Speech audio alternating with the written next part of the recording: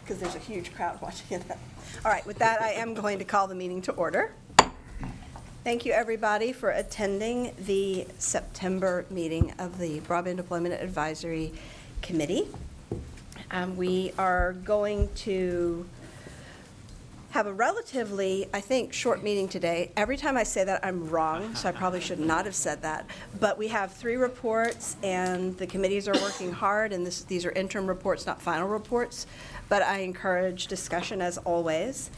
I think everybody knows me, but I'm Elizabeth Bowles. I'm the chair of the Broadband Deployment Advisory Committee, and I run a WISP in Little Rock, Arkansas. And to my left, I'm right-left dyslexic. To my left is David Young, who is the vice chair. Good morning. David? Good morning, everyone. Thank you. So, do you have anything to add at this point? Just real quick, I want to introduce Belinda Nixon, who has stepped up as the deputy DFO. Daryl Pye, who was the last one, has left us for the greener pastures of law firm life. So, thank you, Belinda, for coming on. Do you want to quickly say hello? Hi, Belinda Nixon, and I'm in the Wireline Telecommunications Bureau, working primarily on infrastructure policy matters. Thank you for joining the team. We appreciate your being here and looking forward to working with you. Same here, thank you. Yes. So with that, I would like to introduce Commissioner Brenton Carr, who will make a few remarks. Oh, thanks so much. Let me stand up so I get a better view of the playing field here. So first of all, thank you so much to all of you for agreeing to serve, in many cases, a second term on the BDAC. The work that you all are doing is incredibly important. It is fed into so many different initiatives that we've been able to get across the finish line at the Commission. Particularly your work last year, I think, made a key difference in accelerating the build-out of internet infrastructure in communities around the country. I think that's part of why this year, and this is going to roll off the tongue, the Broadband Infrastructure Deployment Job Skills and Training Opportunities Group of the 3 is also one that I'm really interested in seeing this year, because we made so much progress last year. We're seeing such an acceleration of infrastructure builds. We had about 13,000 small cells that went up in this country in 2017, and that jumped to over 60,000 in 2018. And by the end of this year, there's going to be a total about 200,000 small cells built out in the country. That's great progress. We had 14 cities go live last year with 5G. We have about 33 that are live today, and we're going to be on track to get over 40 commercial 5G builds before the end of this year. And that compares to China, which right now has 0. So we are so far in really good shape, but we've got to keep making progress. And with all of these new builds that are going on, it creates another challenge, which is how do we have the skilled workforce in place, from the linemen to the tower techs, to build out this infrastructure. If you look just at the tower tech side alone, we have about 29,000 workers today, and industry could absorb right now about 20,000, so nearly double the amount of tower crews. And I spent a lot of time in this job on the road, meeting with the women and men that are performing this work. And to a person, they say that they're looking to double their workforces in the field. And when we do that, it has an effect across a lot of different industries. I was in North Charleston, South Carolina, at a manufacturing plant that builds the concealments for small cells. They had just built a new 100,000 square foot manufacturing plant because of the increase in demand for small cell builds. That they're increasing their workforce at that plant by about 10% almost every month. I've been to the plants that make the small cell poles themselves, everywhere from Sioux City, Iowa, to Euless, Texas. And again, they are increasing productivity. I've been to the small town manufacturer in Elkmont, Alabama, that makes the harnesses that a lot of these crews use to build this out, and they're doubling production. So if we can get this challenge solved of creating a pipeline of workers to build this out, it not only accelerates the 5G build, but it creates economic opportunity and jobs throughout our economy. And that's why I think the work that you're doing is so important. I've laid out some ideas for a 5G pipeline that leans on community colleges. And it builds on a program first started in Aiken, South Carolina. It's about a 7 to 12-week program. You come in with no skills, and you come out able to get a job immediately working as a tower tech, making good money, and with a quick pace to advancement, even to a 6-figure income with some additional on-the-job training. And one idea that we're looking at is how do we expand that to more communities. I was in Sioux Falls, South Dakota a couple weeks ago, Southeast Tech, and they're right now running the application process to build their own tower tech certification program. One thing that's good about that might be a model to look at in the future is they're essentially co-located a few miles away from Vicor, which is a tower construction company. And so they can leverage some of the facilities that Vicor already has with the classroom training at the community college. So interested to see where we can work to identify more of those opportunities. I was just talking to some of the folks that are familiar with State Tech in Missouri as another potential opportunity for that. But I think the other working groups that you all are doing today are obviously equally important. Disaster recovery is of paramount importance, no more so than right now as we're sort of in the middle of and the tail end of hurricane season. Last year I had a chance to go spend 48 hours down in the Florida Gulf Coast right after Hurricane Michael went through, Category 5 storm. I was with Kelly and some of his crew at Unity, and these were folks that have been working literally around the clock to rebuild and restore the network. And one of the lessons I learned from my own experience there is there's more that we can do on the coordination side on the front end. When so many of these storms come through, there's certainly an initial hit on the networks, but surprisingly, in a lot of these cases, they do pretty well with the initial storm. A lot of the issues that we have in terms of outages actually happen during the recovery effort. Some of it's unavoidable. There's trees down, you're trying to clear streets, there's poles that are damaged, you're trying to repair those. So a lot of the power issues, a lot of the cuts happen to some extent more so during the recovery than during the initial storm. I think with even better coordination between power, utility industry, and the telecom industry, we can avoid some of those cuts and help make sure we have resilient networks for the weeks after a storm hits. And of course, the low-income group is also doing exceptional work. Look forward to the recommendations that come out of there. As I've traveled around the country, I've had a chance to see firsthand the power and the opportunity that comes from a broadband connection. I was a little bit north of here in Philadelphia, the Shardswood neighborhood of Philadelphia, and I met a woman named Tommy. And she told the story of how a connection was able to help her lift her own family out of poverty. She grew up in public housing. She dropped out of high school when she had her first kid. She spent the next 14 years working what she described as a dead-end job at a debt collection agency. But she knew she could do more. She went to Orleans Technical College, got a 4.0 there. She got a job at the Public Housing Authority where she used to live. And she's now getting an advanced degree in mental health to try to continue to give back to the connection. And she said at every point in her life, a mobile connection made the difference. She was able to do schoolwork through a shared hotspot that she had. She was able to apply for jobs right from her smartphone. And when her kids had to live with family while she went through some school, she was able to FaceTime and stay in contact with them. So she talked about broadband and internet connectivity being the backbone of the community and helping people lift themselves up. And I think it's a story that speaks to the importance of what you all are doing and the importance of what we're doing at the FCC, and that's why we're going to take your recommendations, obviously, very seriously so we can continue to close the digital divide, both in rural America and making sure that it's affordable and accessible to all Americans. So thanks very much for taking time out of your day jobs. I know you don't get paid for this, and you have busy professional lives outside of this, so thank you so much for taking the time to do this. It's much appreciated. Thanks.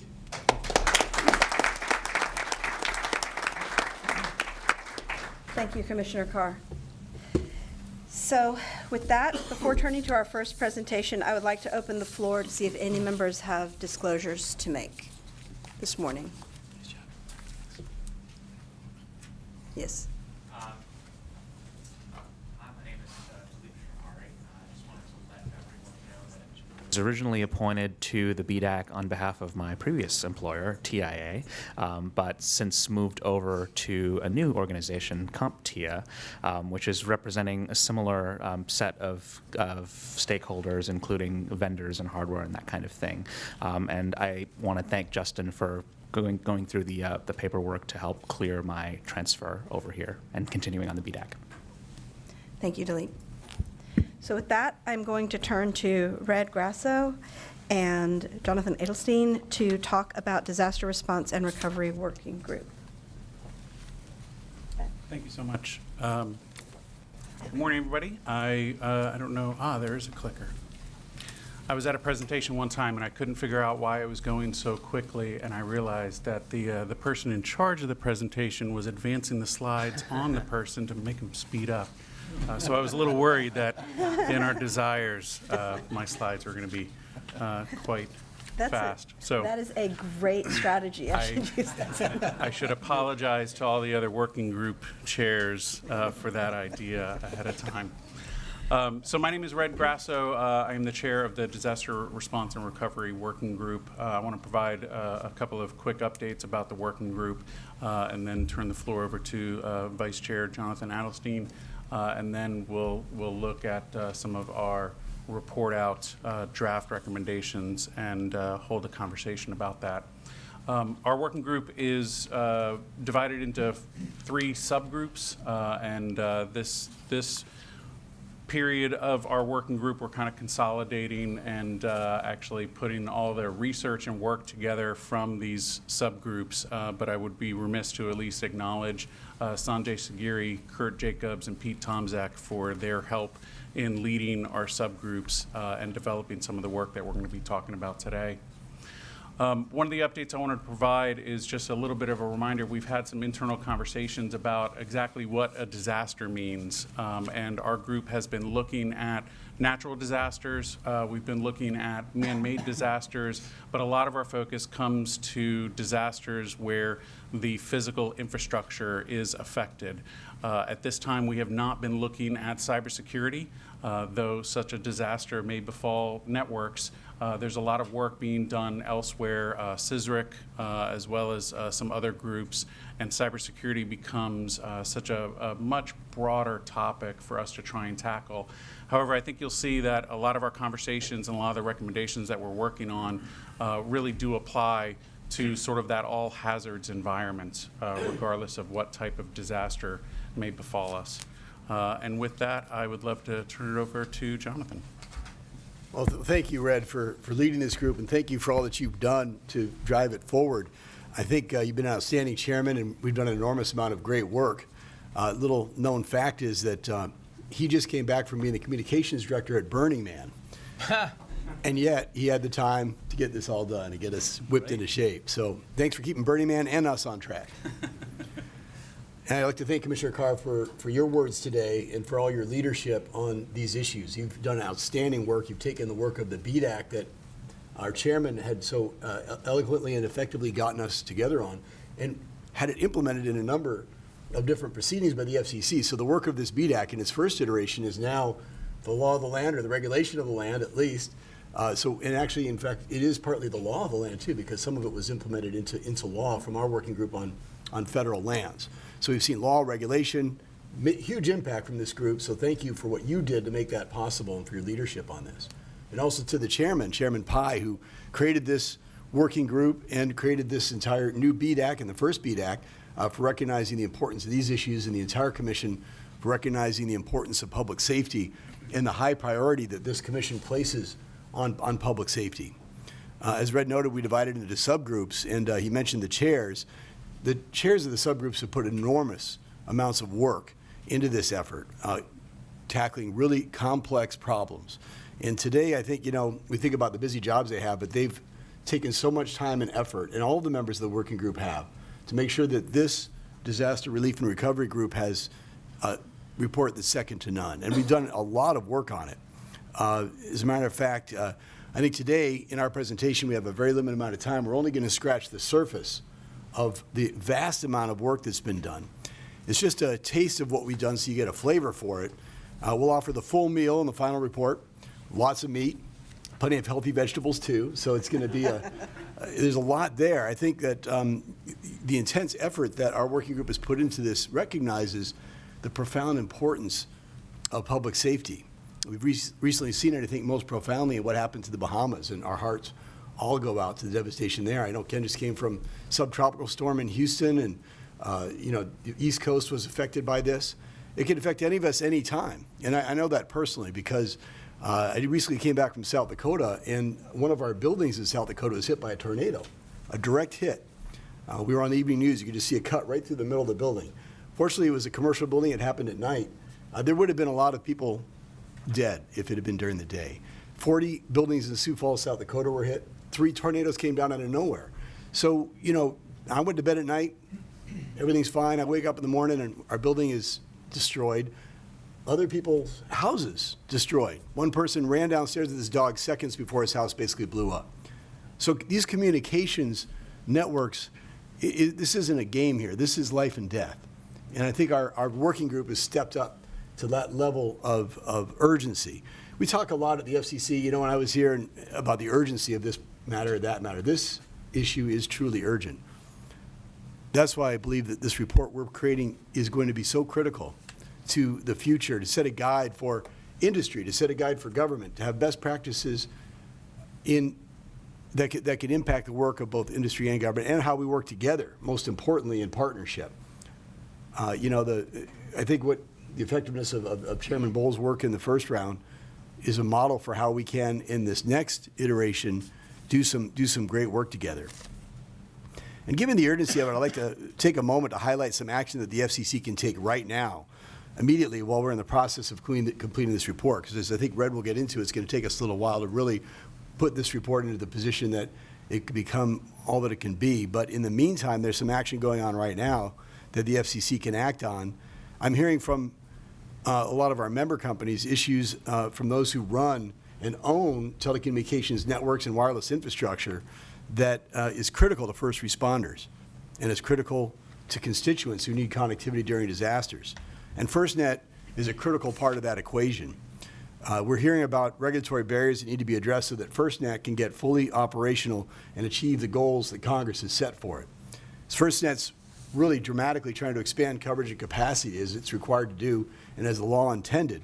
In fact, Congress required FirstNet to co-locate on existing infrastructure to the maximum extent economically feasible, which made a lot of sense because that was going to, in the words of Congress, speed the deployment of the network. So that's what's happening, yet numerous FirstNet deployments are getting held up by hurdles imposed by a small handful, not all, but some localities that are throwing up roadblocks that are frustrating the intent of the law. Not only, you know, FirstNet, but all kinds of deployments that need to get done are getting held up. For example, there's a critical need to expand compounds at the tower sites in order to accommodate new equipment like backup generators. One of the focuses of our working group is power, and how do you get power to the cell site? And backup power is a key proactive response we can all make, but of course there's many tower sites that lack backup power, and in fact installing generators isn't always feasible. It's not something that you can mandate and say it can be done everywhere. At the same time, our industry's stepping up to try to put power to these devices as much as we possibly can. Among other issues, you know, carriers have to expand the compound to make it large enough to accommodate new FirstNet deployments, to accommodate backup generators. And unfortunately, there's a discrepancy in the Commission's rules that won't allow for these compound expansions when co-locating new equipment at a tower site. That's why we filed 2 petitions with the FCC last month, seeking to clarify the FCC's rules to promote co-locations and compound expansions as well, so that FirstNet can get deployed quickly, so that public safety can get up, so we can get more equipment up. Red's going to talk about redundancy and resiliency. Well, I think that they're actually closely related. The more redundancy you have in the network, the more resiliency you have. And with modern 5G technology, we're going to have more cell sites, we're going to have more opportunities for redundancy, we're going to have self-healing networks that can quickly be restored, so if some go out, service still is maintained to people. So if there is a tornado coming your way, you'll know about it. At the same time, it's going to help promote, you know, 5G deployments that I think have all kinds of opportunities for public safety. If the ambulance is going to the hospital, you can have almost a virtual emergency room in there with a doctor with 3D, with absolute real-time information with no latency to what's going on with that patient if there's a particularly urgent emergency. This is something, for example, Senator Rockefeller worked on when Commissioner Rosenworcel, then a staffer for Senator Rockefeller, understood the reason that Congress enacted Section 6409 was to speed the deployment of FirstNet as well as commercial deployments. So the idea was, how do you co-locate on existing equipment quickly? And that's all the 6409 says. So those handful of localities that are dragging their heels on something that's already been cited for wireless, that aren't allowing us to put up critical public safety networks, need to comply with the rules, and we'd ask the FCC to clarify what those rules are so we can bring everybody up to standards of the vast number of localities that are complying with the rules with enthusiasm, welcoming wireless broadband infrastructure, welcoming FirstNet. We need to make sure that everybody's rolling out the red carpet for public safety, just as many communities are doing today, and many local leaders. So, you know, with BDAC working groups, we're working right now on recommendations to ask the FCC to act favorably in these petitions. CTI has filed similar petitions. Given the urgency, I think the fact that they're ripe for action, I just wanted to highlight that today and encourage everybody around the table to make comments. It's out for public comment right now to make sure that we get that information in there. I think our report is going to be a model. I think our report is one that's going to be a must-read for industry and government alike. And I'd like to thank Red for all the work that you've done to make that possible, and all the work that our working group members have put into this, all the long hours and real dedication to making sure that we have recommendations that will last for a long time, that will make a real difference, that will save lives, protect people in the time when they most need help, when they most need communications networks. We want to make sure they're there for them. Today we're going to focus on preparing for it. That's why infrastructure deployment is so critical. But we're going to look at what to do during and after disaster as that full report comes out. And I truly believe that it's going to be a landmark. It's going to be looked upon as a landmark study in the development of improving communications networks in disasters. Thank you, Chairman. Thank you.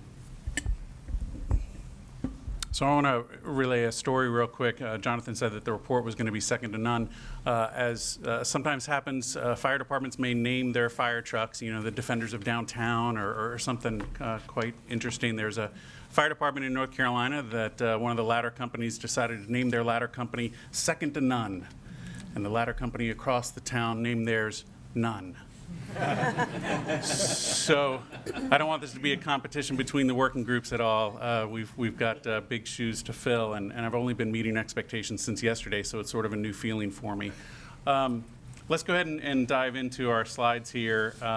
Prior to getting to that, one thing I just wanted to call out, though, is that we did have a great conversation last BDAC meeting about the work that we're doing, and I wanted to kind of update a little bit of some of the questions that were asked. We were asked about public television and ATSC 3.0. We have been looking at that, and that's come into some of the conversations that we've had as a subgroup. FirstNet, of course, is represented. We talked about some of the deployment challenges for various power supplies, whether it's a fueling need, whether it's a battery backup, whether it's our actual utility lines. That's been a great part of our conversations. Food sources were recognized as sort of part of the critical infrastructure. You'll see that we'll talk about the involvement in state EOCs and that coordination. And we're looking at many of the dependencies. So a tree down might be why we can't get to a certain infrastructure. Well, that tree down becomes one of those dependencies that we're storing. And of course, publicly owned systems, governments that own their own networks and are providing levels of connectivity for various reasons, whether it's responders, whether it's monitoring systems. That has also just been part of our conversations here. And the last note that I'll make in terms of some of the importance of this, there is a saying in North Carolina, although I wish I could attribute it properly because I'm sure we didn't come up with it, but without comms, you're just camping. And so, you know, particularly in a disaster, we want to make sure that we restore these communication networks so that all of our public safety and public aren't just camping. So the first slide, I want to call out that this is a very high-level draft. We focused on pre-disaster, of course, looking at sort of the three major phases for emergency management of pre-disaster, during the disaster, and post-disaster. We gave a little bit of focus for our group, and these recommendations for discussion today focus on pre-disaster actions that can be taken. We're targeting March of 2020 for our final second-to-none report being developed, and we'll have a discussion about these draft recommendations at the end of our presentation. The first one that we discuss, and really I am glad that it is sort of the first one, is building and maintaining formal relationships. Relationships become such a big part of trying to plan and including trying to respond to disasters, knowing who to call, knowing what role they play, and making sure that you have all of the key stakeholders as part of that. And really, this is needed at all levels, not only all organizations, all of the stakeholders that are going to be involved, but relationships between the leadership, the decision makers, relationships between the boots on the ground, the folks that are actually responding to those disasters. The time to meet is not necessarily when that disaster occurs, but in that blue sky condition when life is good and we can have donuts and coffee and actually learn each other's names instead of, I met you, it was busy, I don't remember your name, and now I have to say, hey, you. That just doesn't feel right. But if I know your name and we've met before, then we can really kind of maintain that relationship and know what our plans are going to be during that disaster. Part of our conversation on this one involved making sure that the mutual agreement on scope. We have had situations before where relationships wanted to get done, but then all of a sudden every municipality out there is calling up a carrier saying, can you send me a representative? There's a lot of municipalities out there. So it can be very difficult to really achieve that, but that's why sort of every level it's important to have these relationships. We specifically use the word formal. A lot of times it may be very easy for us to meet somebody and know, and whether it's because of this group or some conference or some other reason that we've met, we establish a good rapport and we're able to have that good relationship. But then somebody wins the lottery, marries royalty, or moves on from that career, and now all of a sudden that relationship may be broken. You don't know who to reach out to. So actually formalizing that so that it can stand the test of time, so that that relationship is just ingrained as part of your entity, your organization, becomes very, very important. We talked about new infrastructure deployment, using our key buzzwords, redundancy and resiliency, looking at opportunities pre-disaster for how infrastructure is deployed. Jonathan mentioned a couple of actions that may be very easy to take immediately. Some of the deployments that we look at can be hindered by a lot of different regulation, by maybe some poor relationships that are out there, maybe a lack of understanding as to that end goal. And so we had a lot of conversation about reviewing what permitting processes could be altered, especially based on new technologies. When we talk about small cells, if some of our regulations, some of our process to do things are based on a 200-foot macro tower, well, that may not really apply to a small 50-foot pole-mounted small cell. So the ability for us to look at that really becomes important on how pre-disaster actions are going to keep our networks viable and up during a disaster. We talked about actual infrastructure response and recovery. We specifically talked about physical access, so highlighting some of the information coming out of the Sandy Act and Ray Baum's Act, where we're actually looking at access for crews to be able to go into a disaster area. That kind of pre-planning becomes very, very important. We talked about waivers and expedited permitting process. So having that as part of a pre-disaster plan so that crews can get in there, can do repairs, and can really expedite what is needed to restore communications.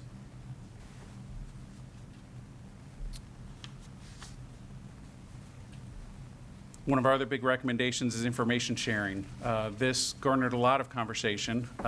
Information sharing can be challenging. It can be challenging to share information outside of your own entity, whether you're on the public side, the private side, an association, whatever it may look like. It can be very challenging to look at having information going outside of your entity. We talked about the need for possible NDAs to be able to share that information. We talked about weighing the necessity of sharing the information. Maybe it's not necessarily information that is shared pre-disaster, but maybe it is information that is at the ready to be shared with key stakeholders when needed, sort of in real time. And I use my little bunny ears because real time is a whole other juicy topic that comes up in conversations. But in some sense, being able to share that information can really lead to a much better response. So pre-planning the availability of the information, how it is shared, how can it be shared outside of entities becomes very, very important. With information sharing, we also talked about how that information does get shared, what kind of network may be needed for accessing that information, whether the information is readily available, if it needs to travel across a network, particularly with regard to emergency operations centers. Part of our conversation included potentially embedding in EOCs, having our private partners actually there with the government officials so that information sharing becomes easy, that maybe it's not necessarily a phone call or an email, but it is just that face-to-face. And again, going back to recommendation number 1 about relationships, that if you're there in the room and you can look at somebody and you can say, well, okay, I can give you that information, but here's some of the concerns about that information. It needs to stay here. It needs to be used as part of the disaster response. Being able to have that conversation can become very important to information. Some of the information could be the critical infrastructure of mutual concern. So knowing exactly where a central office is, that maybe the EOC can share the flood map predictions and say, well, that central office might be threatened. Information flowing both ways. You know, well, where is the central office? Can you tell me where your key infrastructure is? And then we can tell you what modeling has occurred to be able to take into account what plans may be needed to be able to keep that communication up. The other big bullet point there is, and this was quite a fun conversation about what words were appropriate, but the cultural hesitancy for public and private entity collaboration. On some level, not everywhere, but there is some hesitancy from both sides sometimes to get together and say, well, they're the government, we don't want to share that information, or they're private industry, we can't share that information, or we're not going to have those conversations. So there is a little bit of a cultural aspect that may need to be overcome so that we can maintain these communication systems for the public's safety as well as public safety. So that was one of the big conversations there. And then the last one that we have is pretty broad, but we had a great conversation about defining the problem and not the solution. You'll see there I list an example there where we have had requests on the government side from a response emergency management coordination standpoint where somebody will call up and say, I need one of those temporary cell sites. I need a SAT cow. Okay, well, what's going on? Well, my EOC doesn't have any connectivity. Okay, well, why not? Well, the generator ran out of fuel. Okay, so you need fuel, right? I mean, instead of making the request based on what solution they think they need, if they define the problem, then we're really able to look at that a lot closer and actually solve the problem and not just deliver solutions. That's just one example, but really there's a lot, and this is sort of a broad recommendation, but a lot of times we can all get caught in this idea of, I know what I need and that's what I'm going to present. Versus having that conversation. And again, this goes back to those relationships. If I'm able to have the conversation and I can actually just drill down and define the problem with my counterparts, with my other key stakeholders, then we may find a solution that I didn't know of. Maybe there's a new technology, maybe a different technology that can really kind of help solve that problem that I'm having. This recommendation looks at what it might take to educate all the different levels of stakeholders. We looked at some existing education materials. We looked at ready.gov, which is a great collection of how to prepare for our civilians. There's some great recommendations on there, and we are looking at those materials saying, is there stuff there that we could update to provide a little bit more guidance when it comes to connectivity and maintaining communications. Maybe there's some resiliency that we can help define, maybe some alternate paths of communication that can be there. But this recommendation, it'll be interesting to see exactly how we address this recommendation in terms of some of that education and outreach. And that is the bulk of our high-level recommendations that we're looking at right now, focused on before the disaster. I do want to call out a little bit of a fallacy between having these split in sort of the pre, during, and post, because a lot of times what you're talking about pre has to do with during, and what you do during is going to affect post. So as we look at sort of these 5 high-level bullet points, you may be asking yourself, well, isn't that a little bit more during? But a lot of times this has to do with sort of the preparation and planning. So I've got this slide up here with these kind of 5 general topics, and I would love to lead into a conversation with the committee and capture some of their thoughts and make sure that we as a working group bring those thoughts back into our collaboration and coordination on our second-to-none report. With that, I'd like to open the floor for comments or questions to the Disaster Recovery Group's report. Michael. Very good report, very well thought out. Your buzzwords that you're using there about the diversity is one that I'd like to add to it there. The redundancy is good, but if you have 2 generators that are out of fuel versus if you had one that was running on natural gas versus one on that's just on generators, but if you have diversity, I think that is an important component to resiliency. Excellent. Yeah, very good.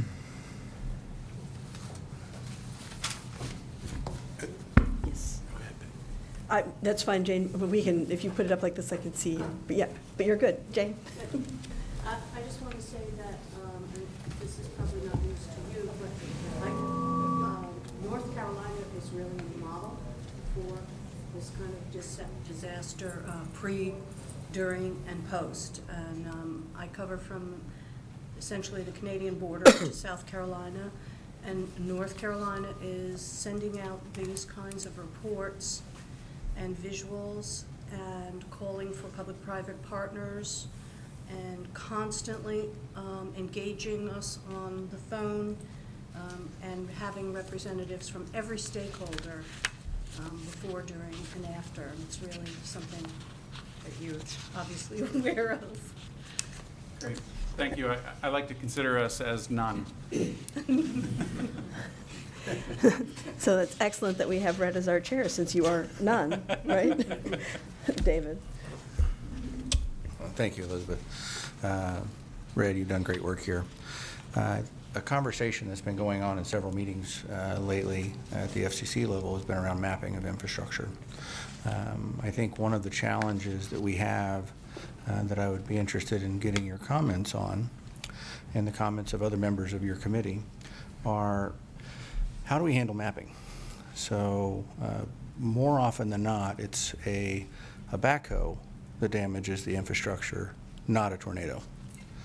And that backhoe damage can take down communities, especially rural communities, for significant periods of time. So how do we handle the mapping, and is there a national standard or a recommendation that can come out of your group that could encourage the open sharing of infrastructure maps between public entities and private entities? And then I have a second thought, but I'll let you go ahead and answer that one.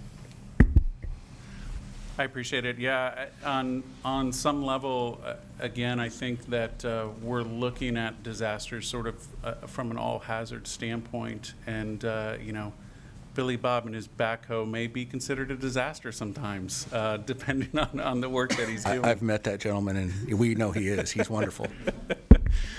Indeed. So I have a note here about the mapping, because I think that you're absolutely right. On some level, it's not as important how it got damaged, but it is how do we respond to it, who knows about it, how do we get there. But on the pre-disaster side, it's you know, are there ways to prevent it, or can we avoid that backhoe making that cut so then we don't have a disaster on our hands. Thank you. I look forward to a recommendation from your group on accuracy levels for mapping and the availability of that information. The second comment I think is very interesting. We talk about, you know, this concept of, you know, building redundant networks versus building hardened networks in your discussion. I think this lends itself to a comment that our good friend Mr. Adelstein made earlier. A lot of the challenge with the proposal from the industry is expanding the footprint of these sites with generators and things like that. And if we would look at hardened infrastructure, we would be building those generators and additional facilities underground instead of expanding the footprint. And I think that's where a lot of the challenge comes in from these discussions, because these facilities are in neighborhoods like yours and mine. And so how do we handle that? What does the group think on that particular thought? I can respond to that. Right now, the rules are really kind of irrational. You are allowed to expand the compound up to 30 feet if it's a drop and swap. So if you've got a tower and you drop it and swap it out for a new tower, which actually causes more disturbance on the ground, you have to go through NEPA and NIPA. If you're just co-locating equipment on, even if you need an extra foot to put a generator in, you end up with having to go through sometimes a year-long process of federal approval. This isn't really a local one so much as federal in some cases.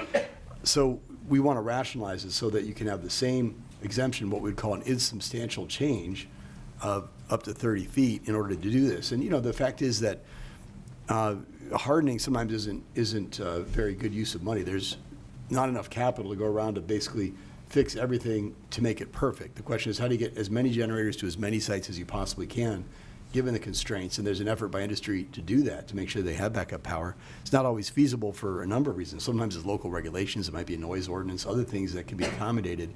You know, we get yelled at when the site goes down, but it might have been a regulatory issue that prevented it from being put there in the first place. And in this case, I think we all recognize that, you know, having backup power at the site is key. So, you know, having the compound expansion be similar to a drop and swap of a tower to just a co-location. And it might be an edge data center as well. Sometimes we're trying to put detailed, you know, data at the end of the line, closer to the end user, but you need to have a little bit more space in order to do that. So for 5G, the tower becomes the node for small cells. We need to be able to accommodate additional equipment there quickly and easily in order to have that in place. And that might serve somebody just, you know, watching their cat on a toilet, but it might also be public safety, right? These are broadband 5G networks that accommodate everything. And, you know, you might not care that much if it's your kid watching a video, you'd rather have them doing homework. But when it comes time when you have a tornado barreling down on you, you want to make sure that that site's up and running. So these are all public safety applications. And when it comes to redundancy, I think Michael hit the nail on the head. You know, the more of these sites you can have, the more robust they are, the more likely, if there is damage to one, that you will have another site that's operating. And in this case, you know, in 5G, it's even more opportune because 5G allows for networks to quickly and intelligently move capacity around. So when a disaster wipes out one area, the capacity is bumped up in another very quickly, seamlessly with smart technology and smart antennas. So in massive MIMO, there's a lot of opportunities for massive amounts of communications. But we need to be able to have the regulatory environment in place to facilitate that. respond? Yes, of course. I really appreciate what you're talking about, but I think that when we're having a conversation around disaster recovery and putting in backup communication infrastructure, putting in the cheapest infrastructure should not be our goal. We need to do it and do it once. If you're going to have this discussion, it needs to be hardened infrastructure. If we're going to talk about telecommunications as a public safety issue, we need to talk about it in the way we talk about electricity as a public safety issue or water as a public safety issue.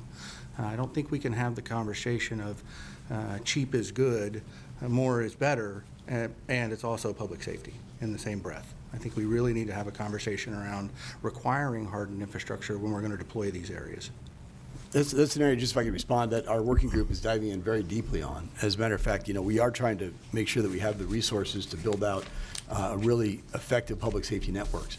And the industry, working together with regulators, has come up with a lot of work on this. As a matter of fact, we just updated the standards for tower hardening, for example, to what we call Rev H, which is something that we want to make sure all municipalities adopt. So if you look at our draft report, if you get into the meat of it, kind of below the surface of what we're talking about today, we recommend that municipalities adopt that. Most of them are doing it. Many automatically do it because it's part of the International Building Code. But we get into that level of detail saying, here's the appropriate amount of basically hardening that you need is something that there's been a standard that's been adopted in order to do that. It doesn't waste resources because, there is really hardening of the tower, for example, is not at all a good use of resources. Almost no towers went down in any of the disasters that we've seen in recent years, from Katrina to the more recent hurricanes. That's really not the issue. I mean, the issue has been the antennas might blow off, backup power has been an issue. So we're really trying to focus very carefully on where can we put resources where they're really needed, and at a great level of granularity. It's already in the report. We didn't really reflect that in today's discussion, but you'll certainly see us addressing that issue. I'm excited to see it. Ken?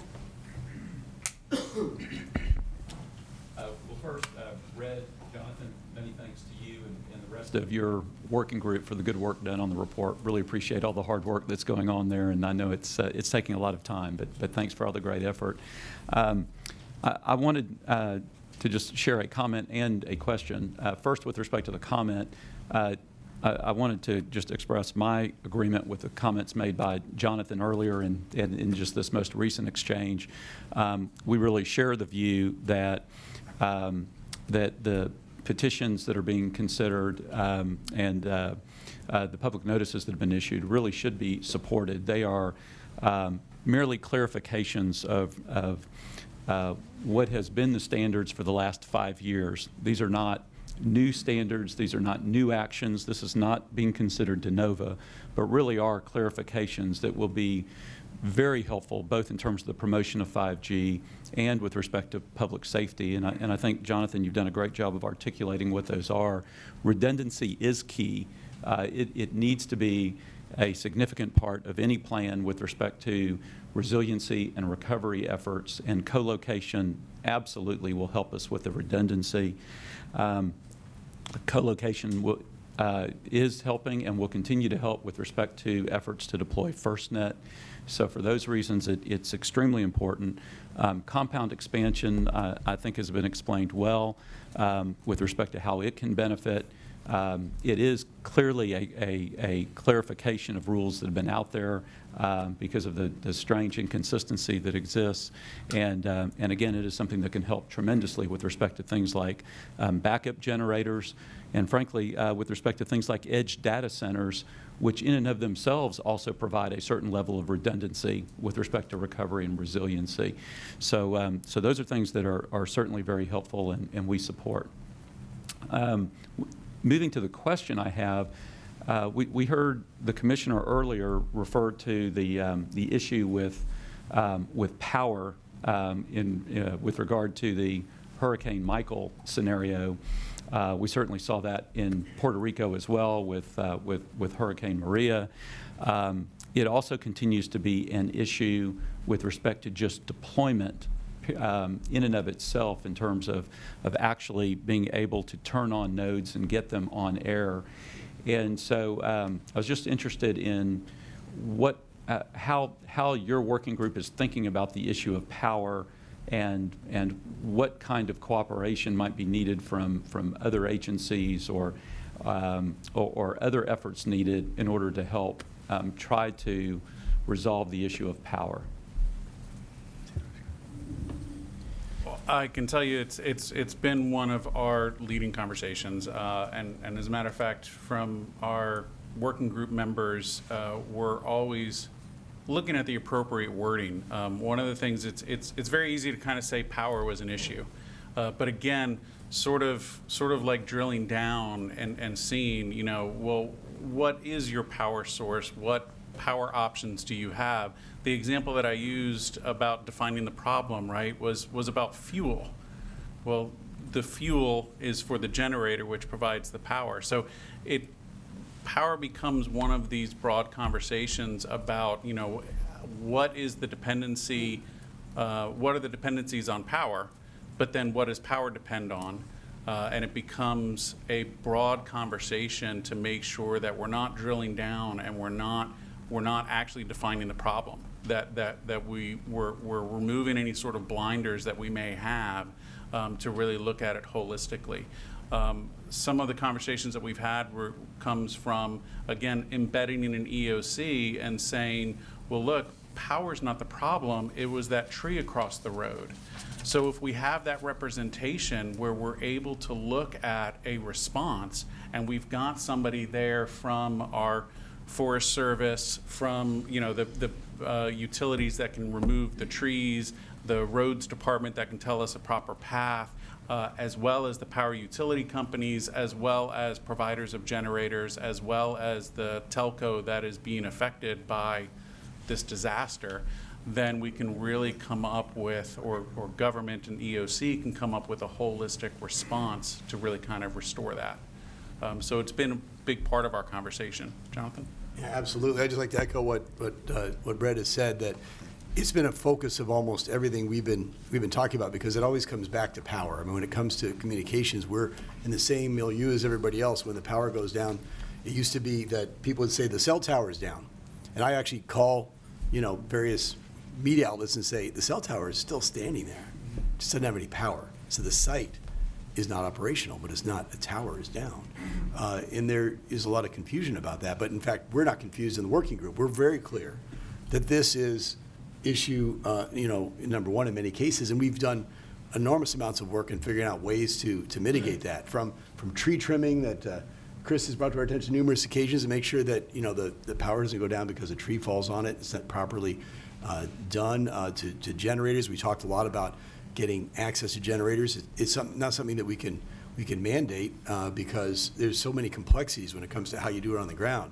But if there's an opportunity to do it, we need to open up and remove any regulatory barrier to back up power that exists, and plenty of them exist. When it comes to access to the site, it's another issue that we focused on as a working group, and Red talked about it this morning. As a matter of fact, we had to get Congress to enact a law, the Sandy Act, that we referenced this morning, that says that tower operators need to get access to their own sites, because we were held up in Katrina and other disasters, not getting access to our own site to restore power, not getting access to fuel when there's not enough fuel around. But where do you want to put it first? You want to put it in the generator that's fueling the cell site, because that serves the entire community. Redundancy is another area that, again, you know, if there is a site down, if another site's up, if there's power there, we can find ways to work that around. And I think that comes to the new small cell architecture of 5G, as well as the tower architecture that's the basis for it. What we're finding, and I think you've experienced this, Ken, is that it's hard to get power to the new small cell that might be put up. And Alan, of course, is over there representing some of the power companies. I mean, I know that there's a lot of cooperation that goes on. We need as much cooperation as we can possibly get. I think it's something we could focus on as a working group, to say, how do you get that power to the cell site? Because you can deploy it, and it could be up there, it could be perfectly functional, but it's not going to actually work unless you get it hooked up to power, and we depend on the power companies. So we really rely on the grid, we rely on the power companies so deeply for our communications networks. And when it comes to a disaster, that's where the rubber kind of meets the road for the people. I mean, their food in their refrigerator might go bad, but if they can't tell their loved ones they're okay, or call for an emergency because they don't have access to communications, that's where the power really causes issues. And I know that the utilities are doing everything they can to deal with it. That's their number one priority, is restoration of power as well. But it's a special circumstance for communications networks, and it's something that we, I think, in the working group have recognized. And I think I just want to add real quick, one of the things becomes, our wording, exactly what the language is. I can tell you, during Hurricane Florence, the state of North Carolina, we did not have any missed 911 calls. But yet in Florence, we had several 911 centers that were evacuated. And some of it just comes down to wording, right? We had some misinformed press that were saying we had 911 centers that were down. Well, we had 911 centers that were evacuated, and we had calls that were rerouted to another 911 center. In some cases, that was across the state. And I don't want to harp on this example, but it becomes very much, to a layman term, your words matter. And saying that 911 is down can not really be accurate as to what's happening. So in some cases, when we say that the power is out or the site is down, or it's like, well, what does that mean? Let's dig into, again, sort of defining the problem. And sometimes those words can really misinform. And again, if we don't have those relationships, sometimes we're playing the telephone game. Well, I don't know, Kelly said that it was down, and that, and then I told Jonathan, and all of a sudden misinformation gets spread. So being able to have those relationships becomes important as well. Doug, did you no longer have a comment? Okay.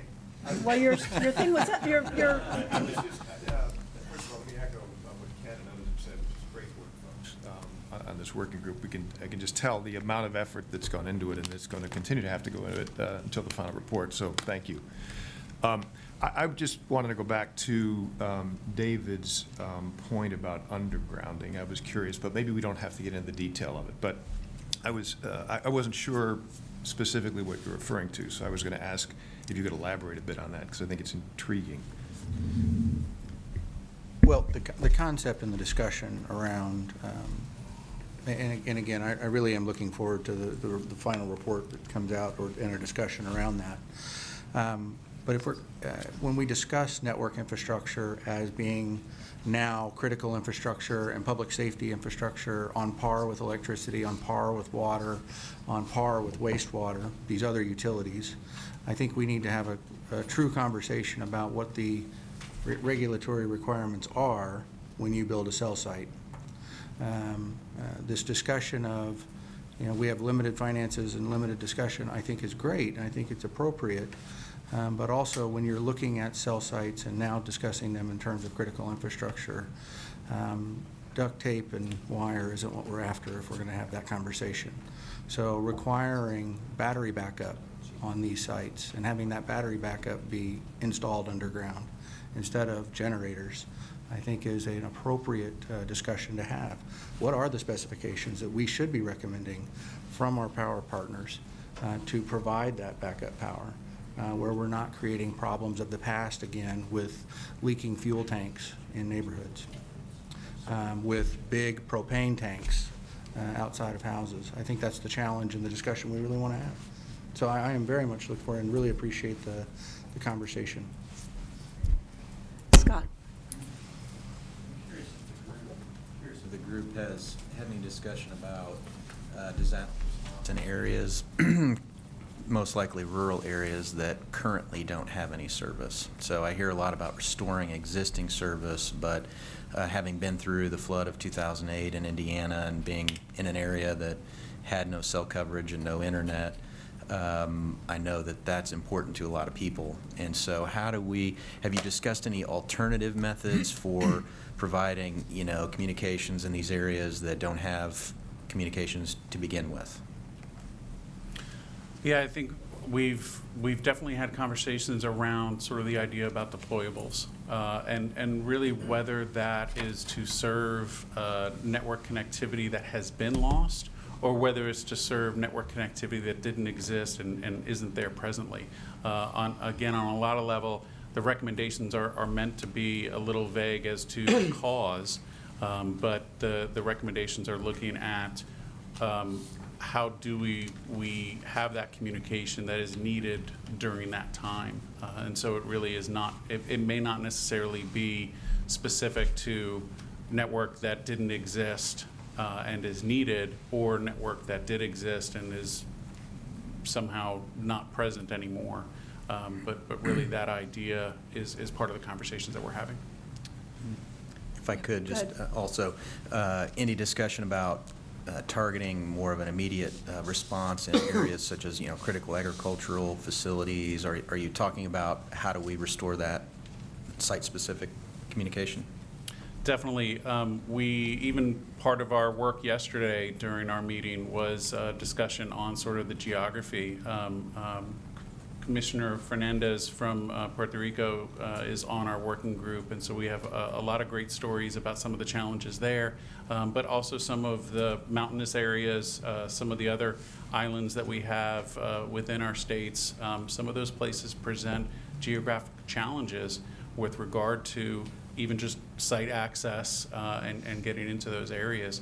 One of the other conversations that we had centers around how do you prioritize? And concepts like Department of Homeland Security's telecommunications service priority, where entities are able to sign up and say, no, this is a key line that serves the public's safety and it needs to be prioritized for restoration service.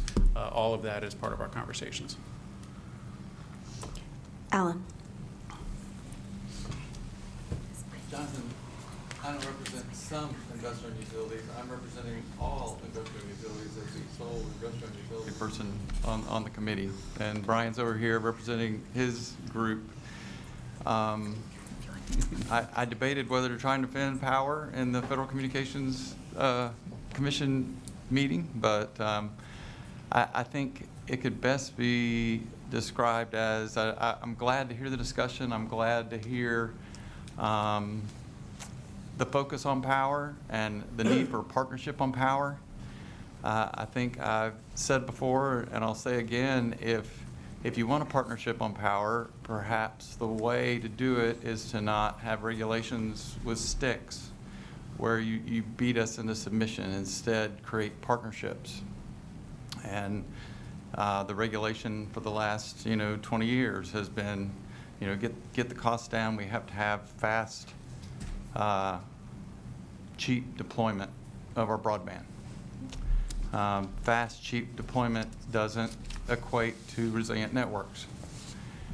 And we're here. We're involved in the storm. We understand the importance of communication. That's why we stand up our own communication network that is available for us and meets the requirements that we feel we should have in power restoration. So we get it. We understand the importance of power and communication, and we're here to partner with you however we can. But I'd like to see a little more partnership and a little less finger pointing. And Ken, as far I looked into, last time you mentioned you were having trouble getting power connected to small cells, and I thought that was odd. If there's anything we know how to do, is how to connect a new load. We should be good at that. But so I looked into it, and sometimes it gets a little more complicated when you're deploying on a third party, and it already has a source of power, and you want us to get power to the small cell device. Well, now you're introducing two sources of power to the same device, which is a safety hazard. And so you have to figure out, well, what do we have to do to get that taken care of?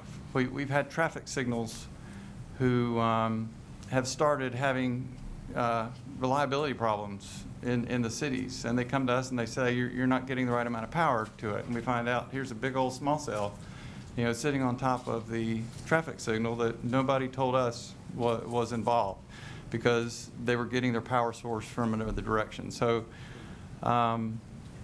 it is not, we are working every day with small cell companies in trying to figure out how to get small cells deployed as fast as possible. Everybody wants to do it different. Everybody, has their own quirks on how they want to do it.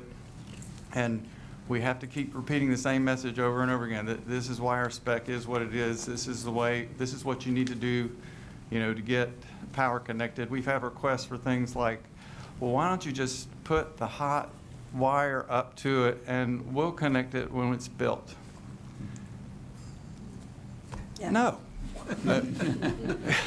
That's not a good idea.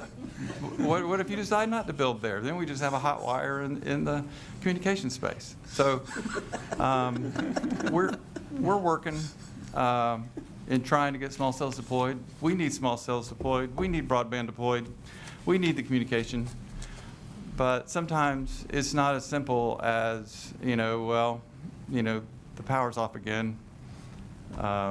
We'll just twiddle our thumbs until it gets back on. Okay, briefly, please. Very, very quickly. Alan, first of all, thank you for looking into what we talked about last time. I appreciate your efforts in that regard. Let me just be really clear what I'm intending by my comments, which is we would welcome the opportunity for partnership just in the manner that you described. And actually, that is exactly what I would advocate for. And so with respect to the questions I raised earlier, I really see this as just that. It's a partnership. We need cooperation, and I think really what I was questioning is how do we go and get that cooperation, whether it's from utility companies or from some of the other third parties that are needed that really go beyond perhaps what the scope of jurisdiction is within this room as part of this proceeding. But I just want to be very clear, we would welcome that partnership, and I look forward, Alan, to continuing our dialogue. Let's continue to engage on this issue. Thank you. Leticia. Good job, Group 1, because they are already forming partnerships, so that's good. I'd like to shift a little bit the focus, since we are talking about pre-disaster, on your number 4, plan for information sharing. As a company like ours, we build towers, we are on site after an emergency. The main issue that causes chaos is no one knows what was on site, what assets were installed. And to going back to your comment, this is good to do when the sky is blue, everything is great, but it's not a priority. So the truth of the matter is carriers oftentimes are not documenting what they're installing, and these sites are remote sites. They're, hundreds of miles away from main office, and the information that companies have in their office is very conflicting with the information that field crews find on site. We've been on site so many times, and we find nothing consistent with what we've been told we're going to find. And I believe that for emergency recovery, that's a huge factor, because you're bringing crews from other places, and they have to go on site and solve a problem, but they don't know what they're going to find. So how or what kind of discussion has the group had, if any, around this information sharing? And the reliability of that information is super important, because you might have information, but if it's no good after a storm, then you're basically back to square zero. Thank you. Yeah, very good. Information sharing was a pretty good conversation yesterday, and I'm just looking through my notes real quick. Part of it comes down to a conversation on stale information, right? I might be able to get you the maps that you need, but, well, they're 2 years old. Well, good thing development happens really slow. But, a 2-year-old map really may not be that useful at all. And so to your point, especially with co-location, especially with everything else, how do we prevent that information from becoming stale? C number 1, right? I mean, we go back to those relationships, ongoing dialogues, being able to have. Part of our conversation is dealing with a response to a disaster, but in terms of relationship building and maintaining, we looked at the ability to use pre-planned events. There's plenty of large-scale gatherings that go on throughout the United States, whether it's a sports game, whether it's the Apple Festival, whether it's, whatever it might be, and those types of large-scale gatherings may be the perfect opportunity to see if the information is still valid, to build on that relationship, to really check in and have opportunities for everybody to kind of come to the table and see what's going on. So it is definitely part of our conversation to see about what does information sharing look like, It also is part of the conversation on who's sharing which information. So a lot of what you're saying may not involve the public agencies. It may not involve the emergency manager to really just say, well, this is a co-located site. Who's got equipment here? What equipment exists? So that is something that we're looking at. And I took a couple of notes to really add to our discussions. Yes, so thank you. A couple of things that are just floating to the top for me and throughout this is the information sharing is obviously very critical, and also mapping and understanding where the infrastructure is lying. So I'm really glad that your group is taking that on, because it's clearly important to a lot of people here. I think you were next, Chris. Thank you. Commissioner Carr mentioned doubling and doubling and doubling, and that certainly has been my experience in deploying infrastructure lately. The actions the Commission's taken to date have accelerated infrastructure deployment, and further action would further accelerate infrastructure deployment like FirstNet and rolling out broadband further across the country.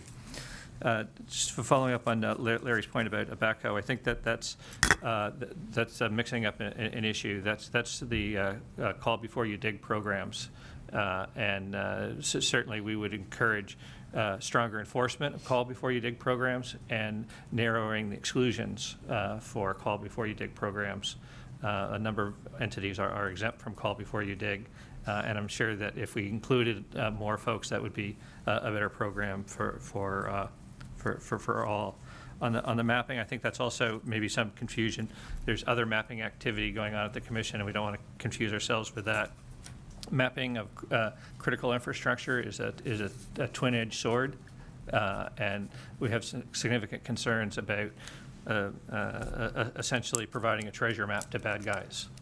So I think that issue is better dealt with on a real-time, face-to-face basis in an EOC if there's a particular issue, rather than sort of laying out the whole here's the most vulnerable part of the network attack here. I think that would be contrary to the public interest.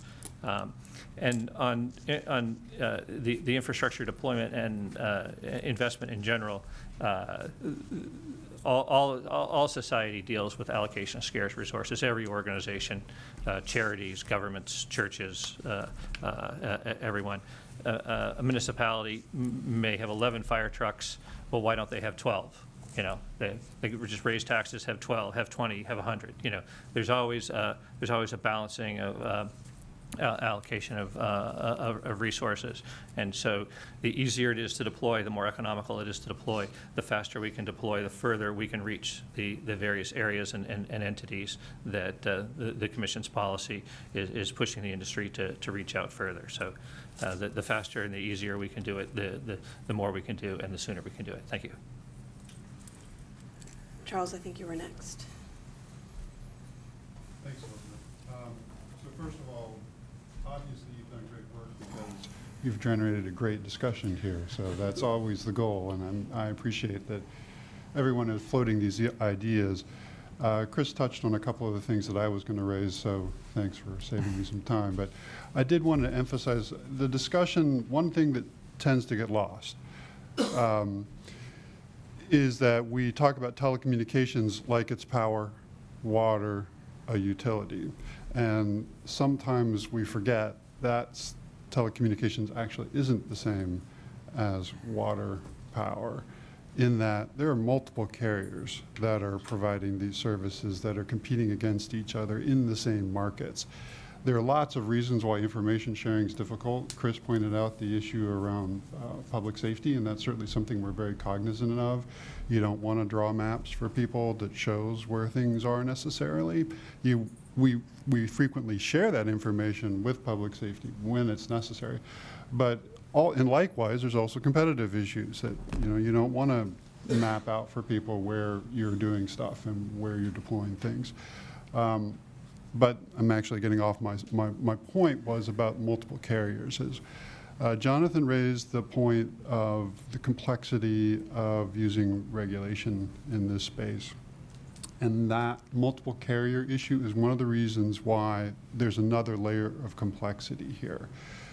When you come to power, for example, that's just an input, right? It's not, I'm not going to look at Allen and say Allen's doing a bad job about providing power. They're doing a great job. They're doing their thing. It's an input to our service. And it needs to be, but it needs to be at a particular location. That location may have multiple carriers, on the same tower. But obviously you can't have multiple generators at a site. It's not just inefficient, there's just not space for it. And landlords don't want to have the fuel on site. And there are lots of reasons why you can't do it. Even battery backup can be a problem from a load perspective, depending upon what the structure that you're trying to use. So it's a little bit more complicated in our circumstance. And one of the things so getting to my question for the group is, I know that our engineers have frequently talked about the fact that, look, the point is we need power. It's not that we need generators. And what we need is power at a location.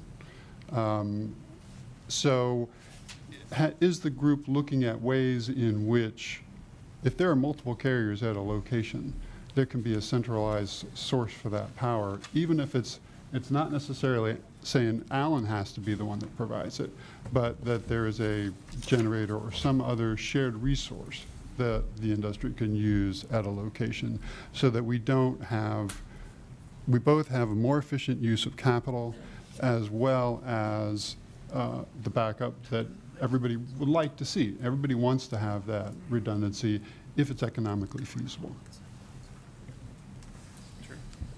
It is something that we're looking at. I think we can put a real focus on it. We look at what's happening in the marketplace is that there is a shared generator option that is being offered by some of our infrastructure owner companies. You can get a shared generator. Some carriers prefer to have their own.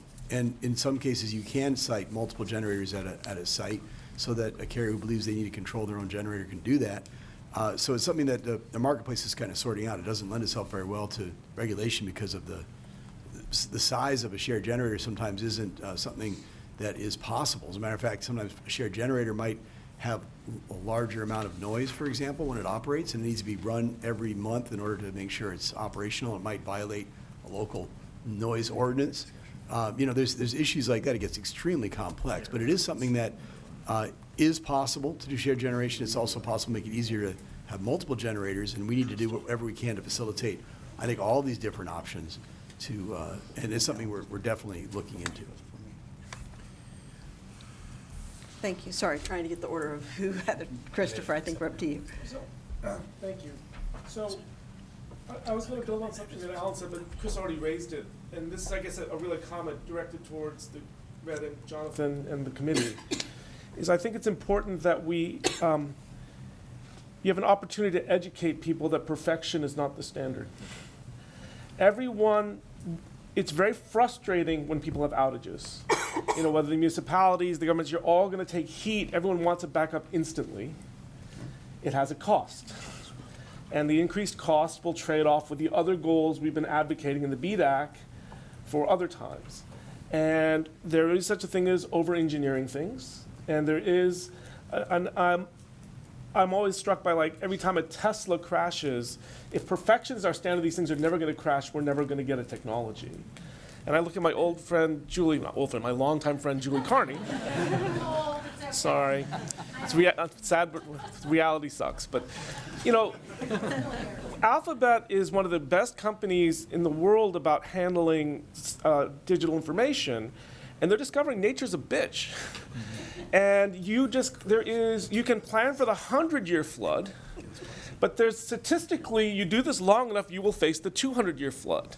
And the 300-year flood, there is literally no way to out-engineer this, because you can't. That's the nature of stochastic information. And so what I'm worrying about for both the provider community, whether it's providing inputs or the people providing services, and I hope this is something I think unites us all, or the municipalities who are it's your phones that are going to be ringing when the stuff doesn't go back up, and everybody, is to understand that we have choices to make, and they have to be reflected. And yes, it means that sometimes it won't come up as fast as we would all like or never fail. Because if that's set up as the goal and politically all the push is that way, I think we would do a disservice by allowing that to be not be dispelled. Because the reality is the bill we pay every month is actually, frankly, more important to many of the subscribers and the citizens than the occasional disaster recovery, and it's going to be trading off those two things. And I think that it started to show up in the conversation, and I think this is a great opportunity for us to really surface that and say we have to make some tough choices. Thank you. I think, do you need to, okay, I think you were next, Brian. Sure. Thank you. So one thing that has hit me in this discussion is, there was discussion of the competition that's in the telecom space, and yes, there's a good amount of that there. There's always this view that the electric industry is total monopoly. Well, over 20 states have retail choice, so that is starting to change, and that can totally impact the cost structure for electric utilities. So I just want to make sure that's out there. Second, as far as what I've heard from my members about getting to the pole top, just want to say that when you're talking about the communication space, there's a good amount of capacity. When you talk about a pole top, there's one pole top. So a lot of my members are concerned, once they let one person up, then are they going to be considered anti-competitive if they're not letting someone else up, right? So they're just, that's one of the concerns I hear from my members, and that's something we should be cognizant of. So that's all. Thank you. I don't know, David or Jonathan? I think Alan. Alan? Yep. Yeah, I just, it never occurred to me into your comment. I was thinking towers were typically isolated. If you have a group or a center with several, where the electric industry is headed is distributed generation. For 150 years, however long we've been doing this, it's been centralized generation, where you have a nuclear plant, a coal plant, and in one central area, and you have all these lines all over the place. Where we're headed is, if an office park is created, they put their own generation in, and that takes away the distribution associated with it. The role that the investor-owned utility will play in that is still yet to be decided, but I mean, that is where things are headed. So it's nothing that I've heard discussed in this, but it was because I wasn't aware that there were areas where there was a large conglomerate where you would have more control over your generation, I guess. What we're hearing, and sometimes these working groups can really, by bringing ourselves together, we can come up with a plan to actually address some of these issues. And maybe this is a real opportunity, because we're hearing some of the complexities from Alan and from Brian about the power issues, and we're so dependent on you as an industry, as a telecommunications industry. And we really are grateful for the great work that you do. I mean, they prioritize making sure that those networks are up, and they face disasters like all of us do. And it's amazing how they work with each other, and it's a model for a lot of us. So your suggestion about partnership is one that we really welcome over regulation. I think it's much better if it's done that way, because we found sometimes that we do regulation, it doesn't always work out as intended. We end up not having what we need still in the field.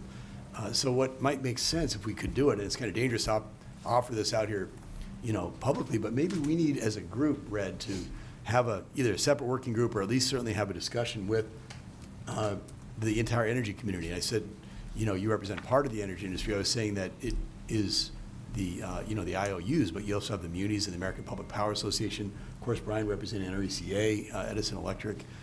Can we get everybody together, maybe as a subgroup or something, to figure out ways that we can do better cooperation, better partnership, sort of having this working group be an opportunity for us to get together and sort of, get UTC in there and Joy Ditto and the whole group to say, how can we do this in a collaborative, positive partnership way, industry to industry, and not just have you out there as a representative for you, but bring you in here with the BDAC, but so you're not all alone, bring in sort of a broad cross-section of the industry working with us in a way that is sort of collaborative as possible, in a way that you would completely agree was as open to facilitating a dialogue as possible. I'd like to suggest to that, I think that's a great suggestion. I think you might be able to invite the utility representatives of this group to your next working group meeting and maybe set time aside to do that, or you could create an ad hoc group. I don't know if we need I mean, I think you can do that without our having to make any big structural changes. I think you're right. I just want to make sure that it's something that you would welcome, because this is a. Yes, absolutely. I could use a few more friends if that's what you're saying. Yeah, I think that's something we've wanted all along. I think from the get-go, I think Alan and I both kind of said, considering that electric utilities own 65 to 70% of poles out there, the fact that we're only two of us on here, I think that would be a great idea, Jonathan. And Karen Charles Peterson, correct, isn't she the energy utility regulators? So. She does telecom. In that state, there's a bifurcated commission. Oh, is it? Okay, well then never mind, sorry. I thought she did electric too. Okay. Kelly. First of all, I want to thank Red and Jonathan for their leadership on our committee, and they certainly drive us in as we work. Red's a taskmaster for sure. He's trying to keep us from rabbit hole and everything. We are, as you can probably tell from our report, we're working to take a global approach and to take into account all of your great ideas that have been brought up today and on all of our meetings and our calls as we craft our recommendations, listening to government, power, of course, and Alan is certainly holding his own on the committee for sure, and the telecommunications industry to work together, especially in this first phase as we talk about pre-disaster planning during the blue sky times. We have seen through the past several years as we have experienced natural disasters, especially along the southern part of our network. We've met challenges with disaster cleanup, and we've been able to work in a particular and growing partnership with Allen and Gulf Power and the Southern Company, as well as with the federal government in highlighting industry concerns about damage to infrastructure during the cleanup times. As someone previously noted, oftentimes the storm will pass or the disaster will recede, and we will take a look at the network and see that things are pretty good. The millions of dollars that we spent to underground infrastructure was well spent, and connectivity is maintained, only to see damage to occur after the fact in cleanup. Those concerns are being addressed in a very favorable manner by the power industry. And we are working more and more together with the power industry. Our requests are not falling on deaf ears at all. By the same token, we're also seeing, and Alan and I have had a continuing conversation about this, and Brian and I have had a continuing conversation about this, we're also seeing that as we move forward, that more and more people would rather sit in the dark and the heat but have their cell phone so they can tell their children, your mother and I are okay, and things are fine, or I need my medication, or whatever. Communication is something that it becomes more and more important to people as we move forward. But we are finding ways to connect and to work together. And we will continue to do that as we move forward. But thank you again, Red, for all your leadership. Thank you. David. So again, I think this conversation is very valuable for all of us as we think what upcoming in your report. I think the challenge is it's very hard for us to have it both ways, right? Streamlined permitting, no regulation, and we're building a critical infrastructure that's going to support public safety and life and safety. I don't think that we can do that both. I think we need to really reflect on what Professor Yu has shared with us, is we are making a trade-off. We're asking to build infrastructure that is going to support police officers and firefighters through FirstNet. And we're asking to build an infrastructure that's going to support having phone calls from home or to the hospital to check on a loved one in a disaster. And it's very difficult to do that if we say you get a permit in 10 days and we don't need engineering prints and there's not a standard that we're building to. I'm not saying that we can't figure some of these problems out, and I really look forward to hearing what comes out of the group for technical recommendations. And specifically to my good friend Christopher Nurse's comment about mapping, public power, public water, we've been sharing maps for going on probably 75 years. And I think we can accomplish the same map sharing with broadband infrastructure.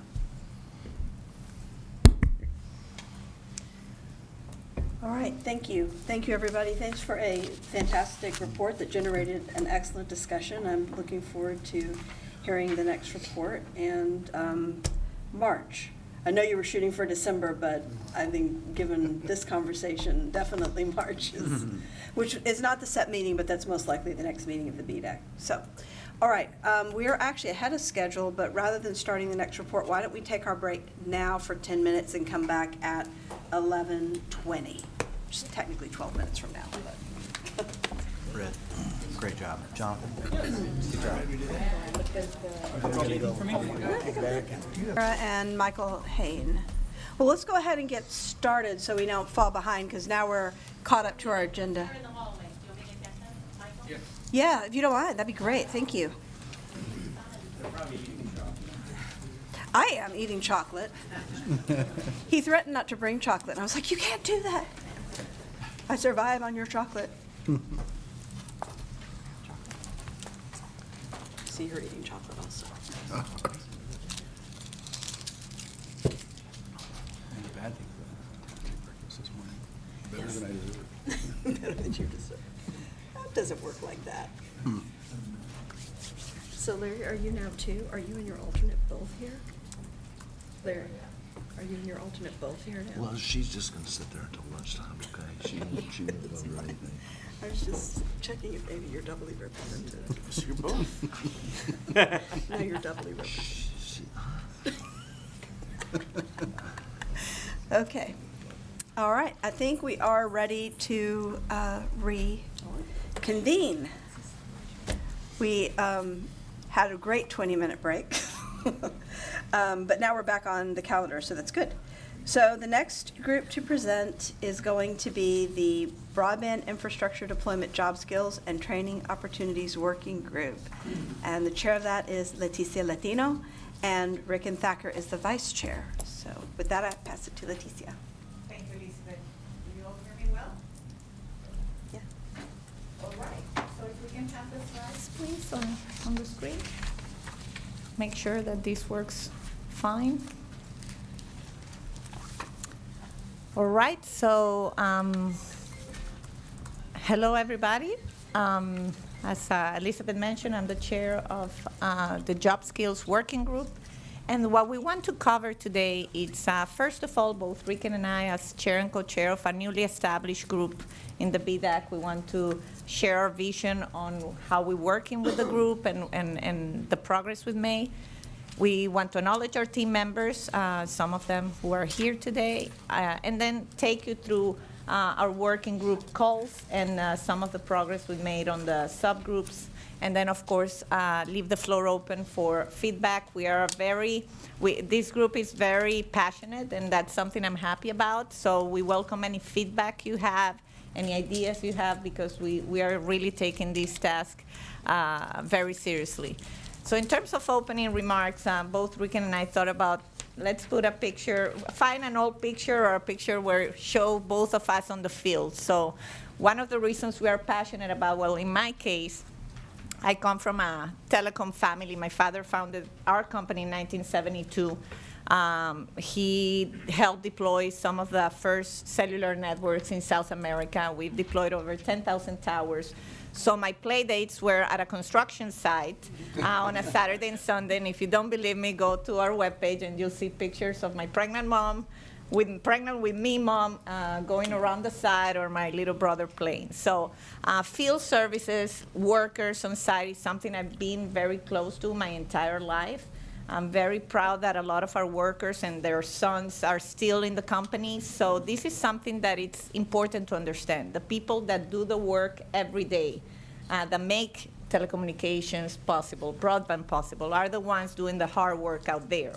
Most of us, me included, sit very comfortable in an office with air conditioning, and we try to solve problems, but the guys that are there doing the work on an emergency recovery scenario, on a new deployment scenario, they are the ones that need the right tools to make us successful.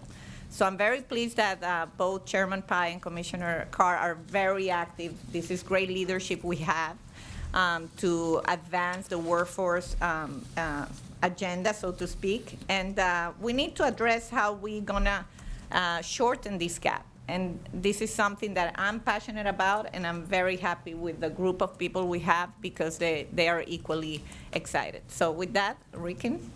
Sure, yeah. Thanks, Leticia. And well, quickly, I just want to mention that on the previous slide, that picture was not of our subgroup members. So it is just a picture we took, but it's not our subgroup.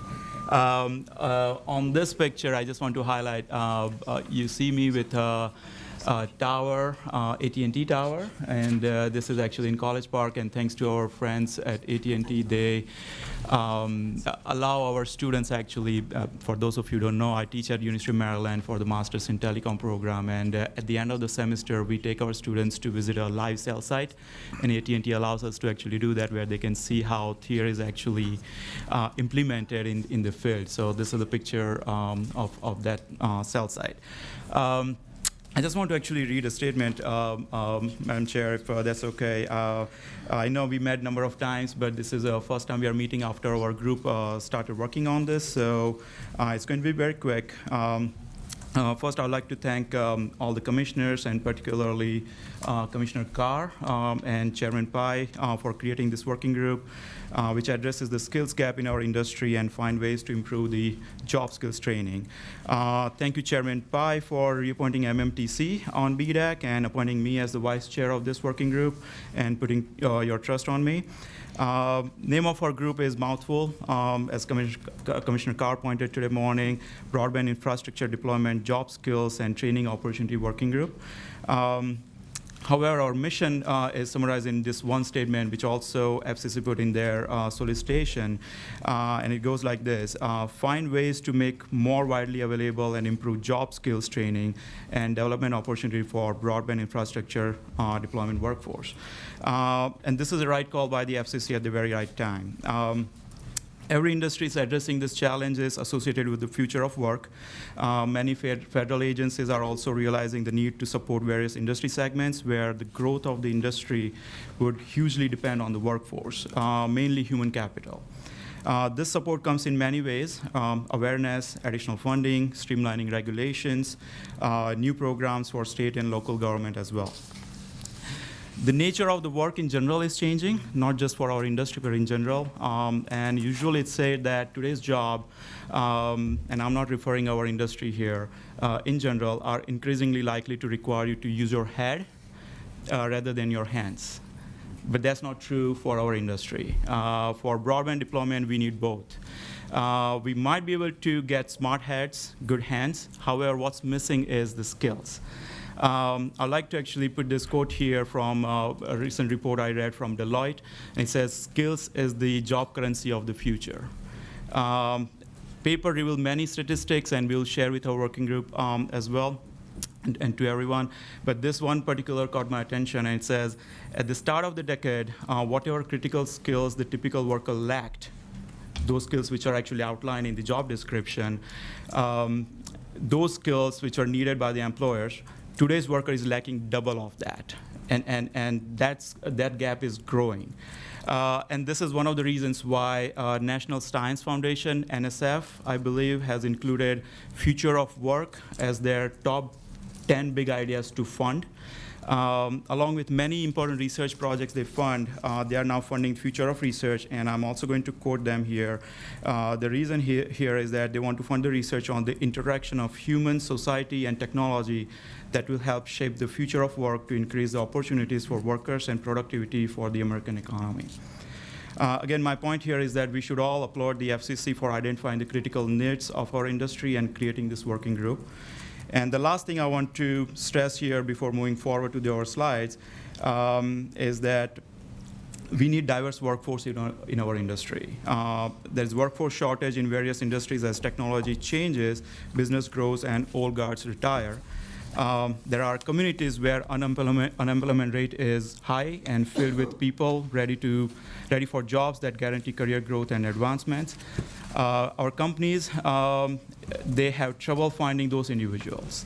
But targeted outreach, diversity and inclusion planning, and partnership with local organizations is going to help bridge this gap. Companies find increased value in their workforce by recruiting from broader pool of diverse candidates. U.S. Department of Labor has awarded equity contracts to boost diversity and inclusion efforts in the registered apprenticeship program in various industries, including telecommunication. We at MMTC, we are a proud partner of these efforts with National Urban League. Wireless Infrastructure Association, WIA, is also a huge part of this initiative, and we'll talk about tie-up throughout this presentation here. But WIA actually provided that SME support throughout the process, and Jonathan, thanks to you and your team for that support throughout this venture. Many members of our working groups have acknowledged the need of diverse workforce, and some part of our recommendation, the final recommendation, will address this. So with that, I'd like to give stage back to Letitia, and we can move with our presentation. And that's why I'm so happy of having him as my vice chair, because he's amazing. Thank you, Rick. Thanks. So next up, I wanted to acknowledge our working group members. We are 24, and I would love everybody that's in our working group to raise their hands so that you all know who you are. And thank you, because the great content we brought today is part of the amazing work you're doing. So basically how we started, I want to take you a little bit from our first call. We set up a call for July 15, and that even has more praise because I know we started our work right with summer, and it was very challenging for some of us that were traveling, and I thank for the time you took from your personal times to get this. So basically in that call, we of course introduce ourselves, we review our charges, we identify keywords for our charges, and we're going to get through it in a few slides. We reviewed the responses of an introduction email we sent, which also I'm going to be talking about shortly. And then we discussed on how we're going to break down the work and some ideas for the subgroup. We also decided to have our call every other Monday, 3 to 4:30. And the way in which we were going to share resources, which was by establishing a Google Drive, where we are all already storing documents and sharing good information and resources. So back to Ricken to discuss our work group charges. Yes, thanks. So what we decided initially that, we have this great charges assigned to us by the FCC, 5 of them. So we, of course, each word is important here, but we did this exercise where let's just go through the charges and identify the keywords first, because we want to actually address them. So you can see those in next 2 slides. Charge 1 and 2 are here on the slides, and those are highlighted with different colors here. So we wanted to actually address first identifying the gaps. And also we highlighted that fixed and mobile broadband connectivity, because we are not just going to address wireless industry or wireline industry. It's broadband deployment in general, so we want to actually highlight that word as well. And now, and many times I tell this to, and you'll hear some stories from me teaching at Maryland as well, but many times I tell my students that 5G truly is the time where, is the technology where we are no longer going to look at that as wireless or wireline. It's actually merging both of them together, and that's what we want to keep in mind. The second one is we want to actually make sure that we formulate the possible solutions that stakeholders actually could implement. And we highlighted the word stakeholders because throughout the charges, you will see that word coming up a number of times. So that's another exercise we did in the first meeting, that let's identify who our stakeholders are. And then we also mentioned that, highlighted adaptable and scalable deployment areas. On the next slide, we have possible steps, recommended possible steps. So that's actually a key thing. Once we identify the gaps and the solutions, we want to provide the recommendations. And of course, the key idea here is basically to attract more skilled professionals. On number 4, we also want to stress on the existing job skills and training program, because there are good programs out there. So we want to make sure that we identify those first and see how we can replicate some of those or how we can improve on what they're doing. And ideally, we want to provide a model where we can create multiple partnerships. Again, you can see the word stakeholders coming up in that chart as well. And the 5th one here is performance metrics to gauge the effectiveness. I think that's going to be a crucial one. And we are all aware within our group that we would have to spend some considerable amount of time on that particular one, because you can create program, you can provide recommendations, but how are you going to make sure that it is working fine, right? So we need to come up with some metrics and understand that it has some standard stamp of approvals. On the next slide, this is actually the exercise we did as well before our first call, and we said, let's actually discuss this during our kickoff call and identify the key words from the charges. And I mean, of course, every word is important here, but this is actually what we believe we need to stress on in the first few months. And it says identifying skills gap, fixed and mobile broadband connectivity, formulate possible solutions, stakeholders, training program models, development of measures, performance metrics, and rural and urban areas. One thing which is not mentioned here, and I addressed that in my opening remarks, and that is diversity and inclusion. The word is not there in the charges, but our group would like to actually address that throughout the recommendations. Back to you, Leticia. So after we carefully reviewed the charges and we made sure everybody on our group was, committed to, let's stay focused on what we've been asked to do. How to kick off the interaction was a point of concern for me, because normally when you have 24 people, we all have great ideas, and doing all in a phone call is sometimes impersonally and challenging.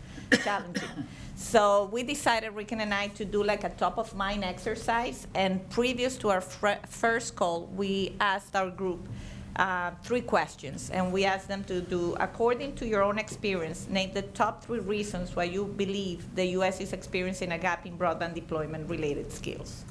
And the second question was, name 3 aspects you would focus on to close the gap. Because, in my opinion, there's a difference between what each of us would do, which was important to us in our day-to-day activities, and what the industry should do.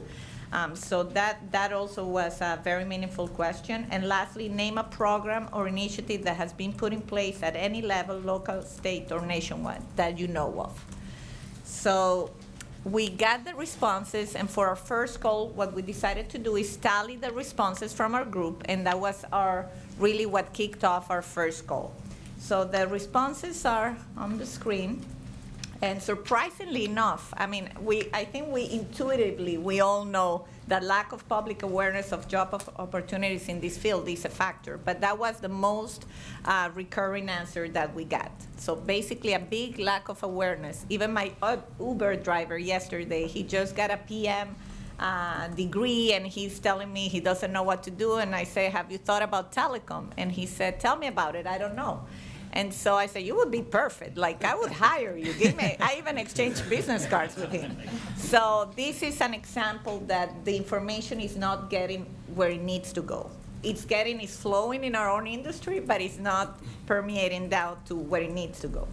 In any case, then we had second most common response was on attractive compensation, salary, and benefits for what is perceived as a very tough job, lack of broadband technical careers options, lack of support from employers and industry to upskill current workers, commercial challenges for individuals or SMBs to comply with broadband companies' deployment requirements, lack of technical career paths for youth, unusual demand of skill force. We are in a unique time, and we know we are at a peak moment where we need more workers, but it's an unusual demand indeed. youth discouragement by parents and teachers to go into skilled trades and become what was named in one of the answers as ditch diggers, which I think we cannot argue with that. That's the perception, unfortunately. Insufficient government funding, bad industry reputation and public relations, old versus new workforce disparity, so more people are retiring than people joining the workforce, lack of practical day-to-day field experience, lack of universal terminology and defined general standards, and lack of practical knowledge in the engineering courses at the college level. So just with that, of course, our group had a ton of information on that first call, which was very meaningful. On the second question, and I'm going to try to summarize the most important because I know it's a lot of information, what aspects you would focus on. And again, number one was, without people knowing what they were answering, but was awareness campaigns, including creating a bossy set of tech titles to create awareness, to recruit and educate also parents. Diversity inclusion to bridge gap, women, war veterans, and ex-convicts. State-certified apprenticeship programs from high schoolers. Consult with telecom workers to get their opinion on the issue, and develop curriculum. Adapting current training programs to include needed skills.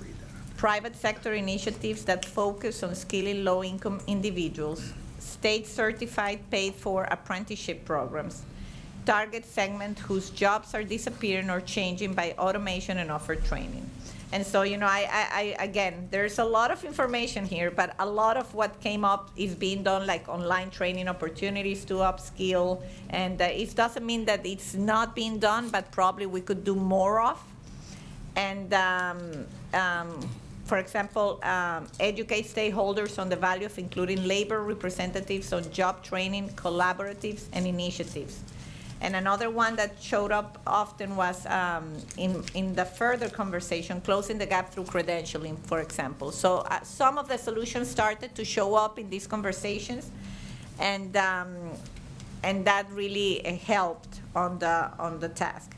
And then then we requested example of existing programs, and I'm gonna leave Ricken discuss that because he's part of. Yeah, sure. I mean, this is self-explanatory, but you can see here some examples, and this is again response coming from the working group members, and this is not in particular order, but we decided to highlight a majority of them. And TIREP is one such program, Telecommunication Industry Registered Apprenticeship Program. This is the only apprenticeship program for our industry, for which WI is the national sponsor of. Also within WI, a Telecommunication Education Center, and I think that's remarkable thing WI is trying to do, which is the biggest problem, and you saw in the previous two slides, is that we don't have a standardized training in our industry. If you go to networking industry, they would say CCNA. People just know that certification. If you go into the project management, people will call PMP. But if you talk about telecom in general, no, we don't know what certifications are there, right? And I think that's actually a good attempt to achieve that. And then we had a number of community colleges mentioned here, and Commissioner Carr today morning mentioned Aiken College as well. I think that was, and that is mentioned here as well.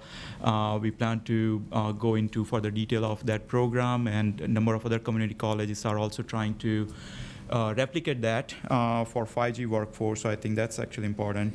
And then we have some examples coming from electrical contractors, and then on the next slide, we have PCCA mentioned here. They are doing a number of similar programs, again, within their domain, but that is touching telecom industry as well. Last Mile is another nonprofit program we are highlighting here. This one came up, Alliance program, and AT&T was mentioned there, and a number of other companies who are actually, who created that. I don't know whether it's what's the reason behind that, but when we went to the website, I think the program has retired now, and some of the recommendations was to see if, because they collected enough material, good content, and knowledge base, and see if we can replicate some of those or actually get access to that. And we have professional programs mentioned here, and the example here, and this one actually I inserted, that is University of Maryland. And the reason we want to highlight that is that we lack that kind of education, professional education in the country. We have only 4 universities in the country which provides professional masters. And when I say professional masters, let me give some more detail on that. We do have engineering schools everywhere, right? We have electrical engineering program everywhere, but if you go to that curriculum, it's completely theory-based. Every course has a textbook or a bunch of textbook, and you are going to learn how Shannon theorems work and what is the return loss and things like that. At max, they would have used spectrum analyzers. The students would have used spectrum analyzer and some more components, but they don't know how to work with Enritsu, for example, or how to do return loss measurement in the field, how to do PIM testing in the field, how to design in-building wireless DAS and small cells using software like IBWave, or how to design backhaul network using path loss. I'm mentioning all these tools because we have actually created partnership with those companies, and we are teaching our students at Maryland how to deal with that. Many of you were surprised when you heard me at different occasions, and many of you are hearing this first time would be surprised that yes, our students actually know how to work with Enritsu. They can actually go to the site and do return loss, PIM testing. They can also design small cell and DAS using IBWave, etc. So we need more programs like this. We need openness at the university level, and the leaders at the university level, they need to understand. I want to also focus on the first response we collected, and it says lack of public awareness. It's not just simply public awareness, it's the lack of awareness at the university level. We had to actually fight, not literally fight, but we had to actually argue and say to our university leadership that this program is important and you need to replicate this across multiple universities within the state. And they actually believe that telecom is dying, right? And here we are saying that our employers are actually finding it difficult to find good candidates. 3 million jobs, right? That number keeps coming up. CTI did the study, and 3 million new jobs will be required by 5G. And the perception here is that there is no career opportunity in telecom, or how are we going to actually make decent money if we go in telecom.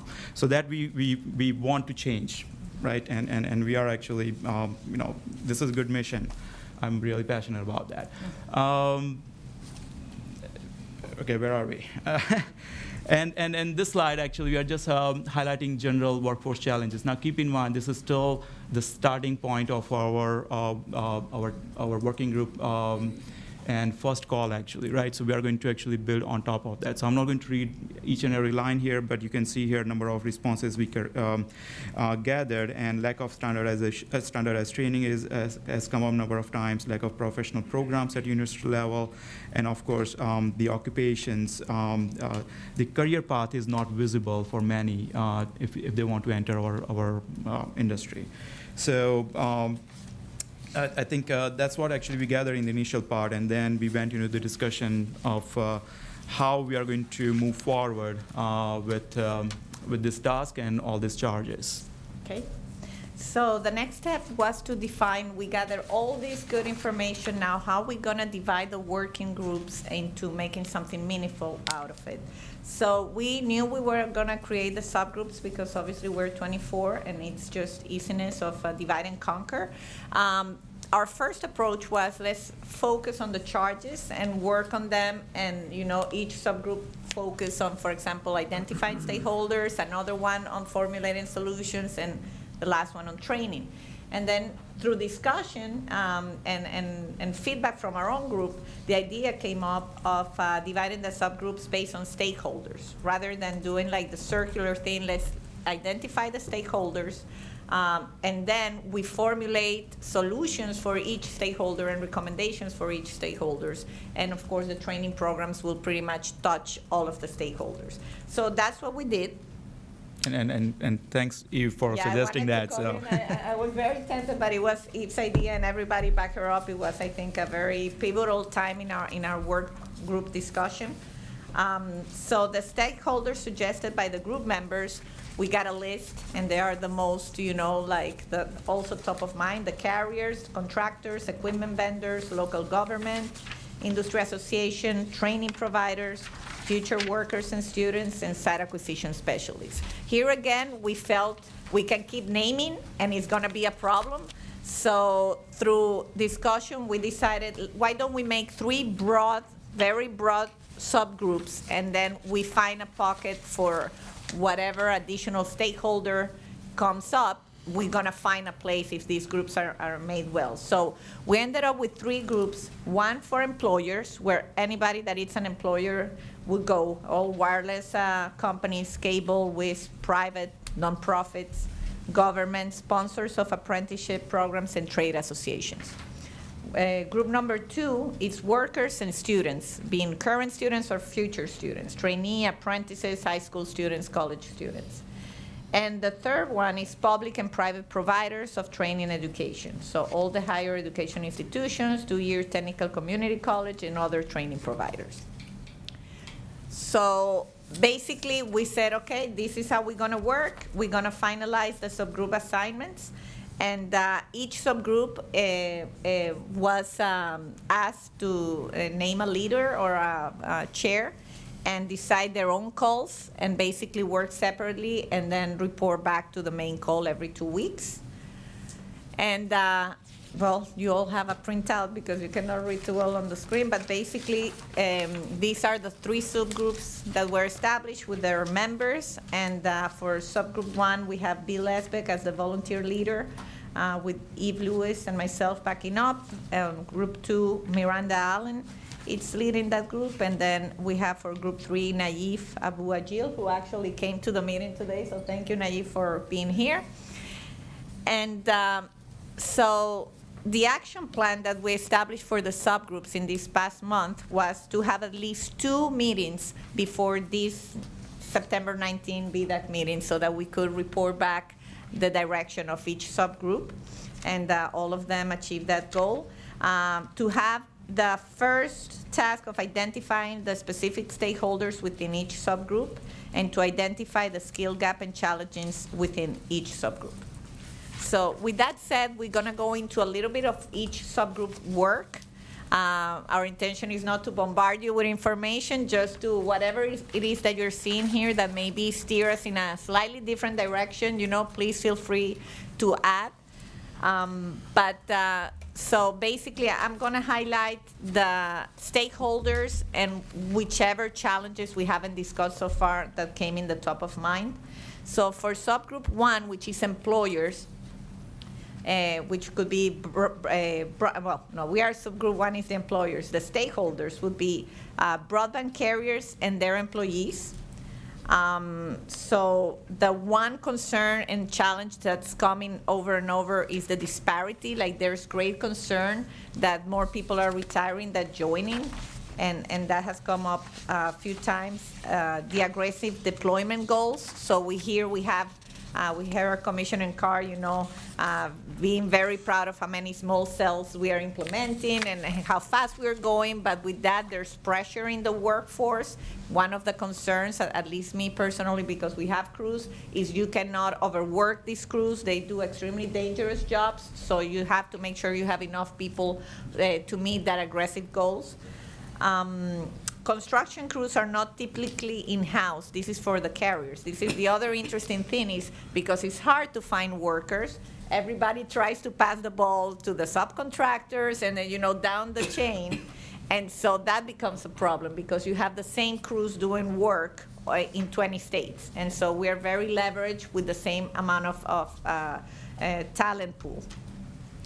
Well, we mentioned lack of talent, so we go back to the second stakeholders identified was the construction contractors and subcontractors for carriers and tower providers. And the one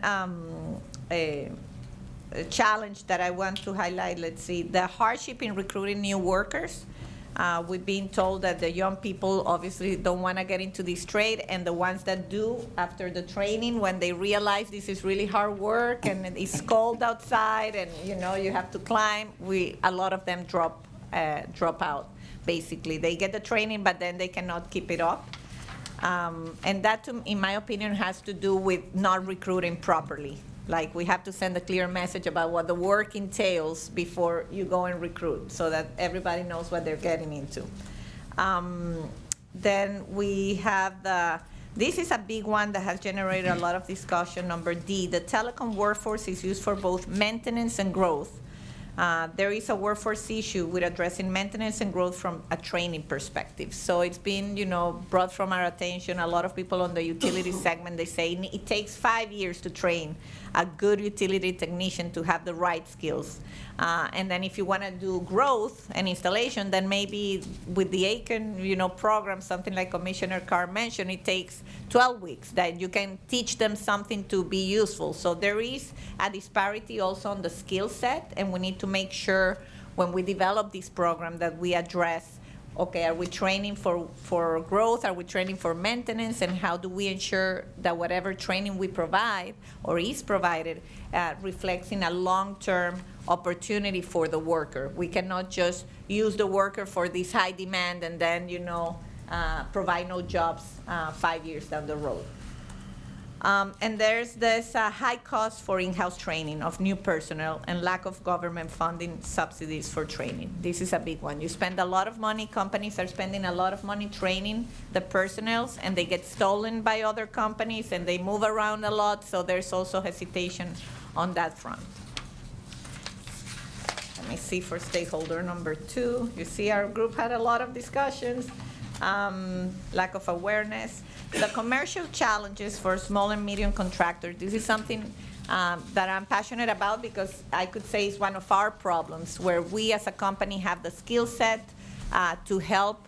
We can identify workforce, we can train them. The commercial part of the equation is a big challenge, because we are requested to fulfill the insurance requirements of big corporations like Ericsson in the case of the vendors, or any of the wireless carriers. So sometimes that insurance cost alone makes it not attractive for a small company to train people and get into the industry or do the work. So this is something that, as we go in and call for diversity and small and medium companies, that we need to treat that. We cannot treat the small company like we treat the big company and ask them for exactly the same requirements to fulfill their work. So that's something that came up. And that the school to field problem, we discussed that after they leave school and they realize what the real job is, many of them drop out. On the equipment vendor, this is the stakeholder number 3 for employers. Equipment vendors pretty much is kind of the same challenges for the most part. We know of companies like Ericsson. They just invested a multi-million-dollar, project in Louisville, Texas, to create their own training facility. So this is what these companies are having to do to be able to serve the industry. But that means they're spending money to train the workforce, and they are not being able to recover that money. So it is a challenge that is posing. And the lack of government-sponsored programs, definitely, it's a big incidential in that. Stakeholder number 4 is local governments and municipalities at the state level. So I think that's pretty much self-explanatory. Anything that touches the industry is going to touch municipalities and government. What was brought to the attention is the lack of education from, probably government officials or people that work in the public sector in terms of what's going to happen, what are we facing, what kind of implementations are coming to my city. We are living in the time where technology is coming to the city. In the past, there was one network, one highway. Now the competition is bringing multiple options, and so the cities are having to tech up and become more aware of how to make these decisions.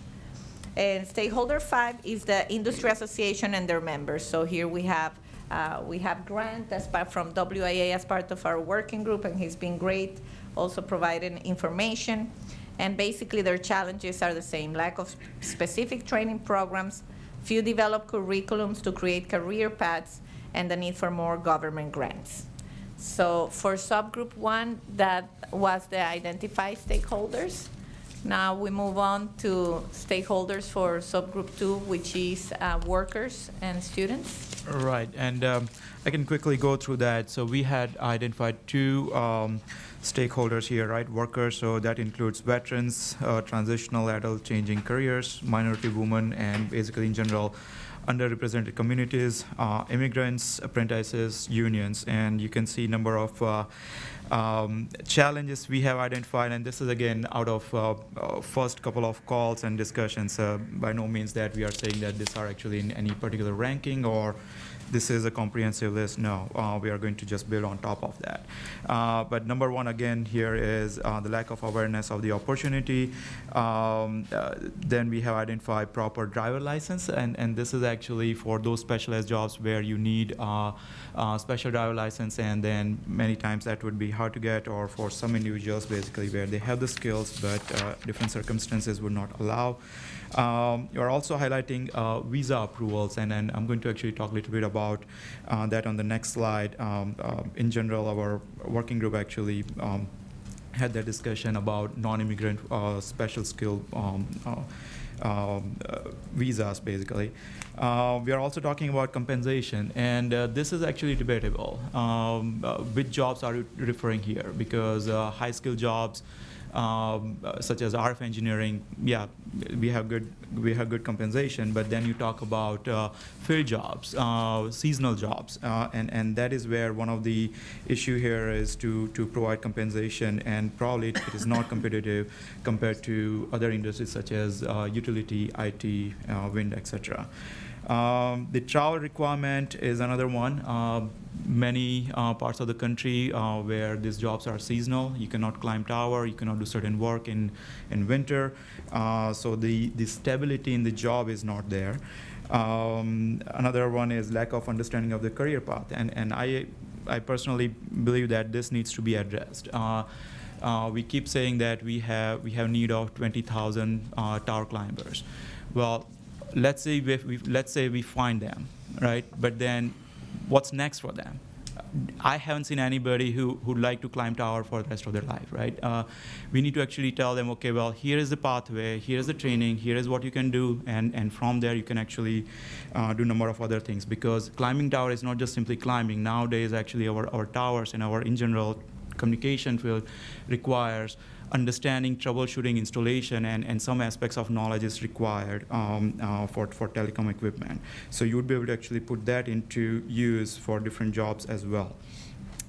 And so, yeah, the list is there basically. And then the other one is the last one on number 1. It says employers' willingness to invest in employees' skills gap.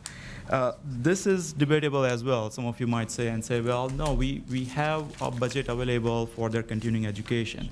However, a problem for our industry is that the budget is there. Most of the companies, they would say we have $5,000, $7,000 per person per year.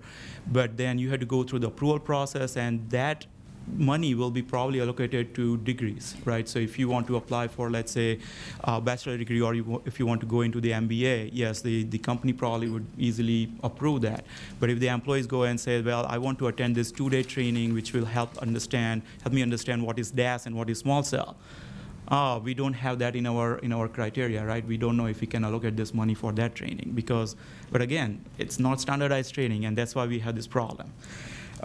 Students is another category here, and we have a number of issues found here.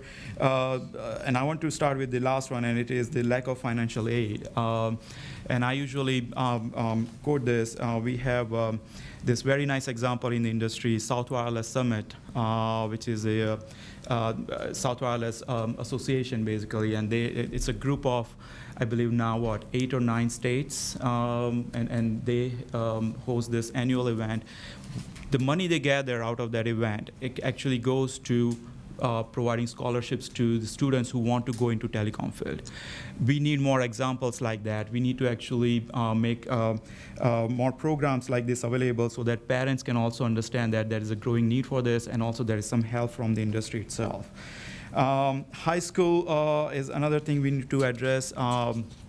We have different AAP programs, right, advanced programs in the schools, but they are actually all related to, how to code, how to actually understand technology. We need to bring telecom aspects into high school, and that's something we should find ways to address that as well. And four-year institution needs to change their syllabus, basically, to address students' need. It's still decade-old, 2-3-decade-old syllabus that needs to be updated, and I think easier would be to go through 2-year colleges where they are more open to implement the professional-based career paths, basically. And the next slide here is these two topics we just wanted to put here because this is going to be an ongoing debate here. Compensation, this perception, and I want to stress the word perception here because some may argue that no, compensation is there, but which job titles we are referring here, right? And we have this example here. What we want to do is we want to select industries. We can look for, let's say, wireless industry, then broadband, wireline industry, and then for each of them, let's identify both sides of the spectrum. So for example, on the wireless one, we can say field technician on one side and RF engineering on the other side. Yes, there is a huge difference in compensation because both bring different skills level, and their job requirements are different. So we want to identify that which would be considered low compensation compared to other industry, but even also which will be low compensation comparing with its own industry, right? So that is the exercise I think we should do next. And the second one here, and this is workers' visa. Agreed that this could easily take political aspects here. I mean, it's a very volatile topic here. But our subgroup members, and in general, I think the group members also brought this a number of times. And the idea here is that we are not talking about any other form of immigration. We are talking about non-immigrant-based skills based visa programs such as H-1B and H-2B. These programs are there. There are no recent changes in this program. However, the approval process of this programs have become somewhat tedious, and because of that, it is actually discouraging foreign workers to actually enter the market base. Now, also, we are addressing that, if that gap is there, how we actually can make sure that we have American workforce ready to actually fill that void. So we are going to have some discussion around that. Again, the group is not sure at this point that at what point and how we want to provide this into recommendations or in the report, but we just wanted to highlight that topic actually keeps coming up. And the next slide here, we just did very recent exercise, and this is actually highlighting top broadband job titles. Again, it's not a comprehensive list here. We might be missing many titles here, but we just wanted to bring this to this main BDAC group here. You can see all the job titles we identified, and we want to, initially we said that let's find top 10, but it's hard to find top 10. So rather than that, calling it top 10, let's just find top broadband jobs and then see how we can actually address that. If I may add there, yes, please. Rick, this exercise is probably taking us to the next phase of our discussions, and is when we talk about comparison of compensation comparison, when we talk about what are the industry standards, we need to set up a benchmark, basically, what are we comparing against? And that's why we say, why don't we try to dig out the top 10 broadband jobs and then focus our research on that, knowing that there's many more. But I just wanted to clarify that that's the purpose of that. Yep, absolutely, thanks. And the last subgroup here, and this is Knives who is leading this, and I believe we have a number of members in BDAC who are part of this group as well, so feel free to add anything if I'm missing here. But we identify here a few stakeholders, adult basic ed providers, and career and technical education programs, and then we are identifying some of the challenges they are facing to fill this skills gap. Lack of awareness is one, and this is actually coming from the training provider and education providers, right? So that's a key one, that they are not aware that the industry is actually needing this many skilled workers. And then we have some funding identified here, lack of funding rather, lack of standardization as well in the industry. Again, some of the things are coming back here. I'd like to go to the next slide. And then we have the post-secondary as a second stakeholder here. This is a huge one where it says they're not aware of what employers need. So we need to actually do a good job in bringing that awareness and also making it possible that, okay, well, here are the job titles where we are finding it difficult to fill those positions, and these are the requirements we would need. So if you can cater your curriculum or programs to match that, I think that's going to be helpful. Lack of career path keeps coming back, again, standardization and so forth. And for each of them, we are identifying some examples. And we would welcome the feedback and comments from this group here and see if we are missing some of the key ones there. And then the third one here is the employer providers. Now, this is interesting. Many of the employers, they have their in-house training programs. But the problem here is, and we mentioned about Ericsson and their investment, the challenge here is, again, there is no standardization process. When we were doing some exercises earlier, and I know through this knowledge with WI's exercise on creating TEC, Telecommunication Education Center, the challenge was that companies such as Ericsson, CommScope, Solid, I'm just providing some examples here, and there are many others. They would say, yeah, we have programs, but our programs teach only our equipment. We teach how our equipment works.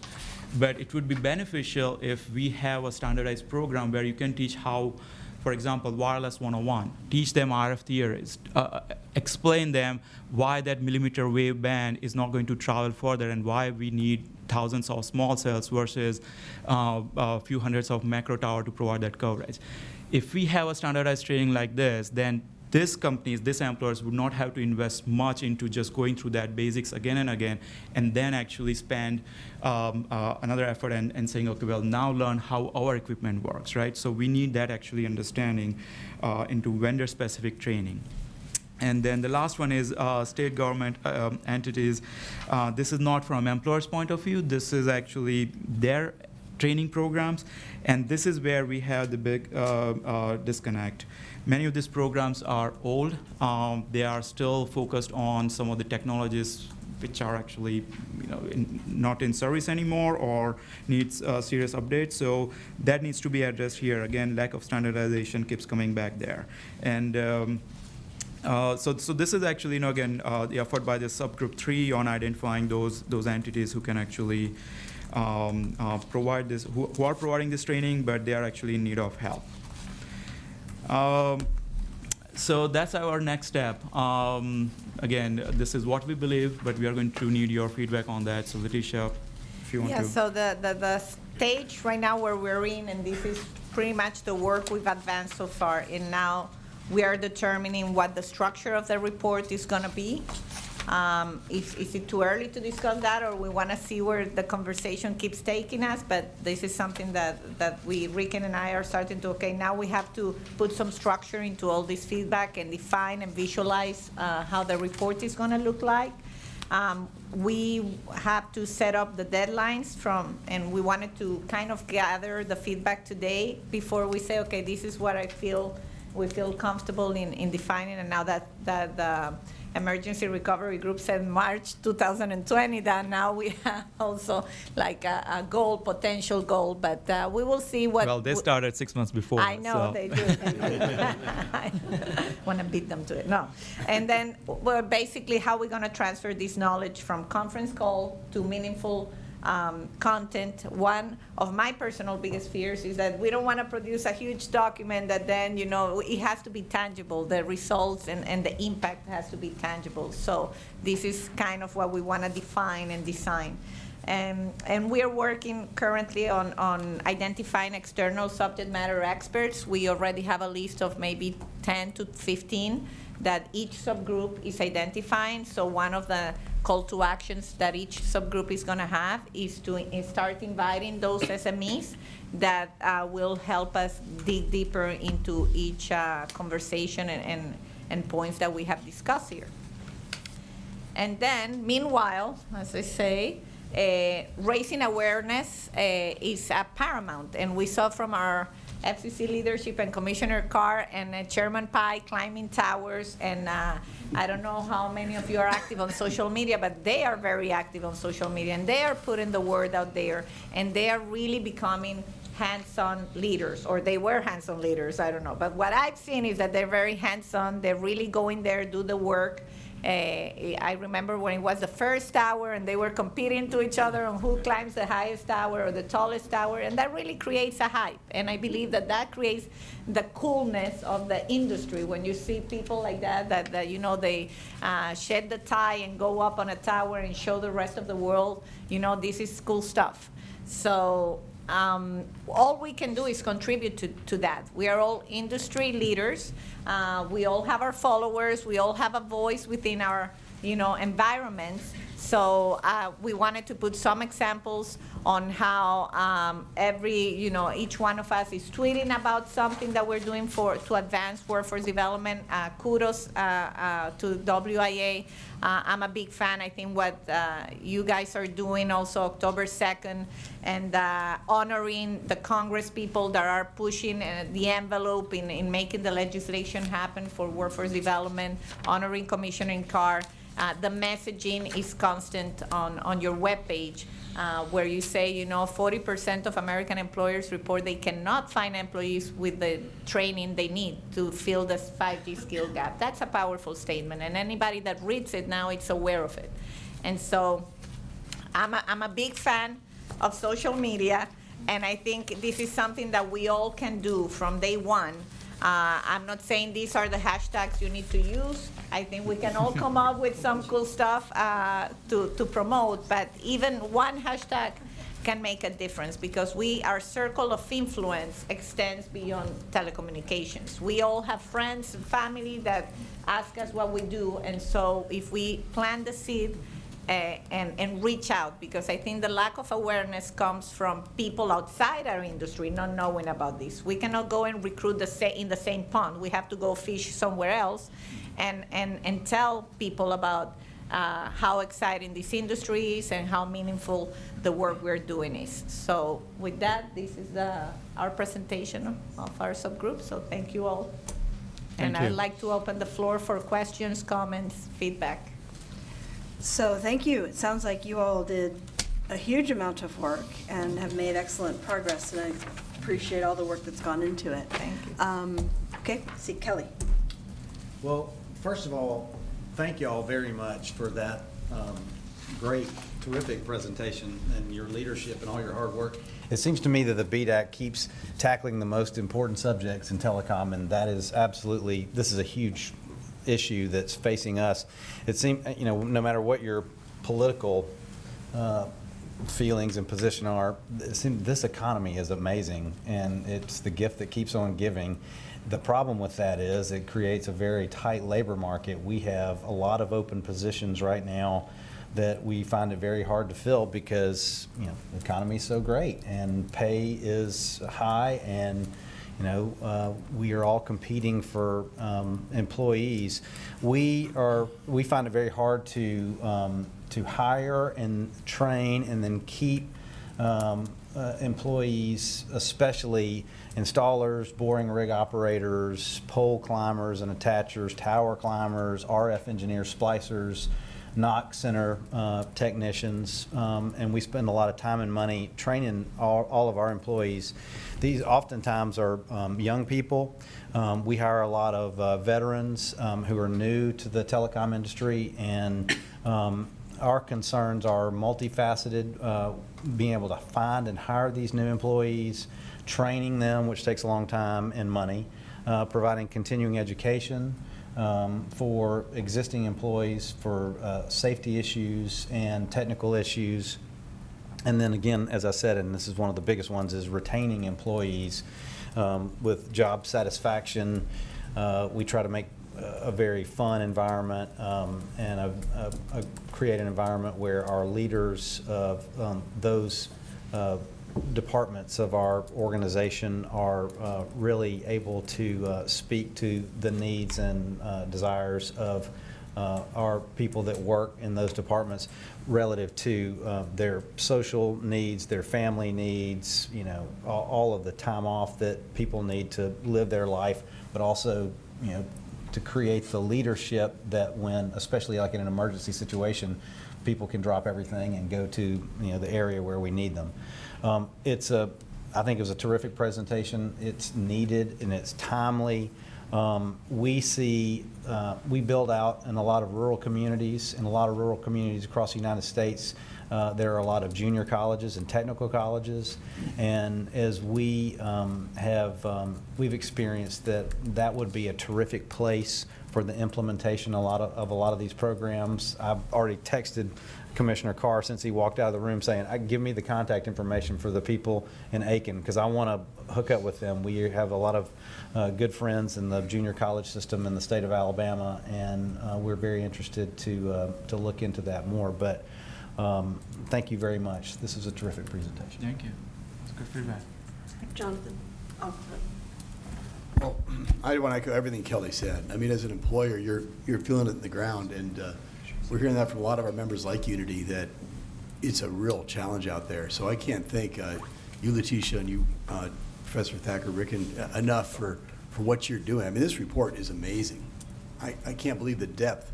It's probably the best analysis put together so far on the scope of the issue, the nature of the problem, and you're, I think, well poised to help us deal with it. And we've, as a trade association, tried to do everything we can to help, and I appreciate some of the recognition of that. And you know, we worked with Aiken from the very beginning, trying to get them to do it. And you know, the worker shortage, as you've noted, is not just in our industry. Construction across the board is having a hard time finding people to do the work, given the, you know, the blessing of the great economy that we have. We're having this issue. But I think what's unique about our industry is that we serve everybody. People are counting on communications to basically transform the economy, to create jobs not just in our sector, but in virtually every sector of the economy, which is why the administration, Congress on a bipartisan basis have made it a priority, and particularly this FCC has made it a priority to win the global race to 5G, because it will transform every industry. There's really, the way I've looked at it, three legs of the stool in terms of how you get 5G built, which is you have to have the spectrum. The FCC and the administration have done a great job trying to get the spectrum out there. You have to have the infrastructure in place. So you have to have the siting rules that make it possible to quickly deploy it. And again, this FCC has done yeoman's work in getting that done. But the third leg of the stool, without which the other two don't help, is you have to have the workers to put the infrastructure in place, make sure it's maintained, make sure it's optimized, and make sure that they're doing it safely so that they come home at night to their kids. That's right. You know, the working group here has covered the issues enormously well, I think. You know, what's different now about our industry, in addition to the fact that it is something that every industry relies on, is that it's become much more technical, as you pointed out very clearly. Used to be, you know, it's not just ditch digging anymore. You got to get up to the top of the tower and have some technical skills. So finding out how we teach people to do that, you've outlined, I think, a great number of ways that can be done. And Grant Seifert, of course, is representing TIRAP on there, and he's doing a great job making sure that apprenticeships are represented, because apprenticeships are key for our industry. It's something our industry doesn't do. You know, it's new, and TIRAP is a whole new way to bring apprenticeships into telecommunications. And I'm really thrilled that we have partnered as WI with other trade associations that are increasingly recognizing that apprenticeships are key. I know that Steve Slendrick is on your working group from the Power and Communications Contractors Association. And he had to leave, but I see Evan Wyman is here from PCCA. Nate is involved. We've got Jimmy Miller on the board of TIRAP now. And together with these organizations, we've already got commitments for over 5,000, if we get the proper support from the Department of Labor, apprentices. That's just the beginning in our industry of the seed that'll plant into transforming our industry into an apprenticeship-based type system where we have career paths that don't just end at the tower climber, but you can continue to learn and grow and become eventually, maybe if you're just a field tech, you can become an RF engineer, and eventually as you get older and don't want to be up there in the windy, cold tower where the bees attacking you, you can be in the office designing these networks, because we have career pathways that involve the technical schools. And PCCA, as you've noted in your presentation, has 3 technical schools that they're developing these programs. And we as WI are going to bring the wireless aspect into that, the curriculum that you're helping develop, Dr. Thacker, into those schools. And those will be models, I think, for the rest of the country.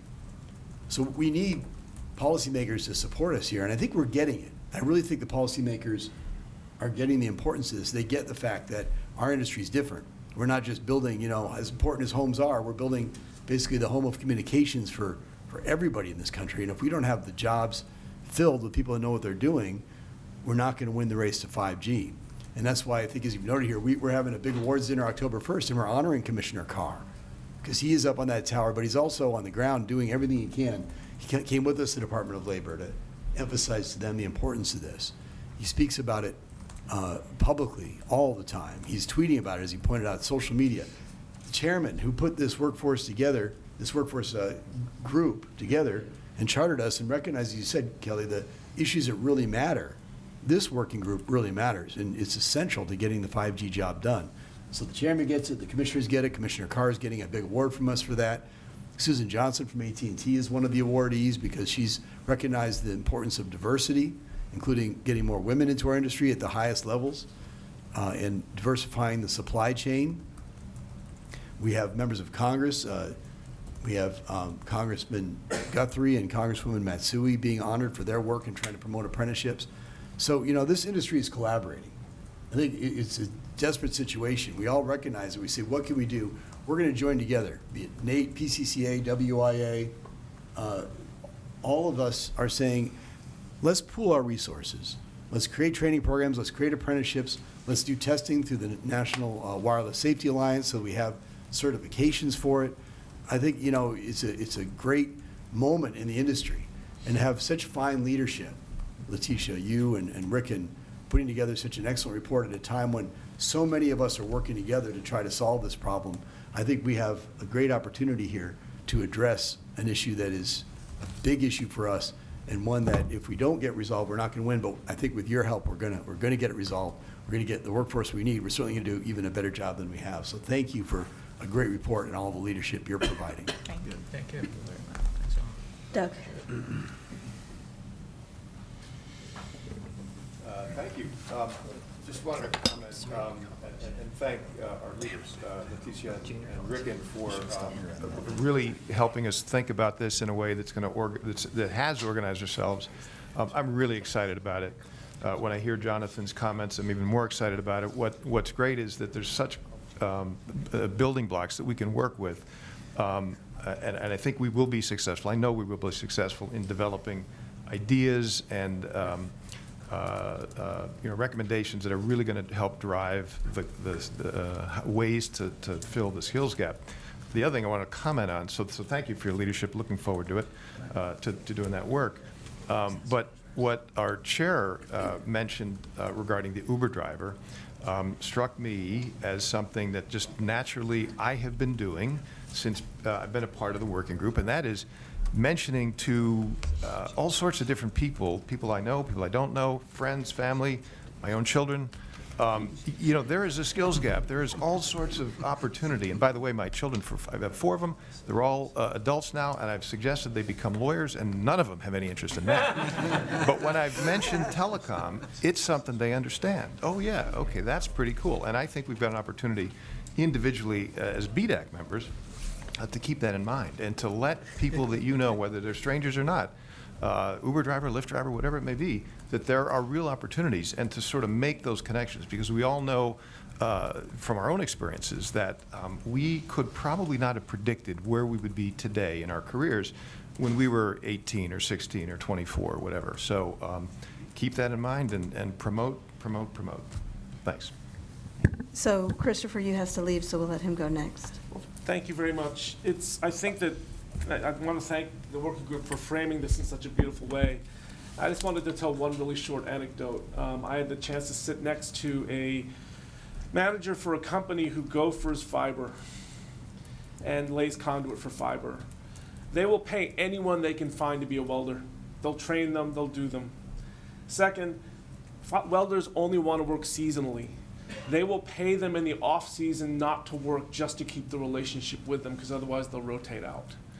And in this market, it's just so challenging, and I think that the working group has done this is what Kelly was talking about. This is the reality. And finding ways not just to train but retain, as Kelly said, is really mind-boggling. And I think the working group's just done a terrific job teeing this up in ways that are really capture much of the richness. But I suspect that the farther and farther you dig into us, it's just going to get richer and richer as we go. Yeah. No, thank you. And that's the challenge, right? We discussed that. We have great discussion. We have knowledge base, but how to convert that into reports, right? And recommendations. I think that's something we need to tackle. And we reach out to, so we have two previous chairs of the working group, Doug and Bob. So we are going to rely on that as well, rely on you as well. And just want to say, Doug, thank you for suggesting, how to, when we broke down those working groups, he provided valuable input into, how many we should do and etc. But we have a great working group, and we are really excited for all this feedback. And again, if I haven't said this before, Letitia, I appreciate your leadership. You're very particular, and I love that. So we are going to actually, achieve something great here. Thank you. Tom.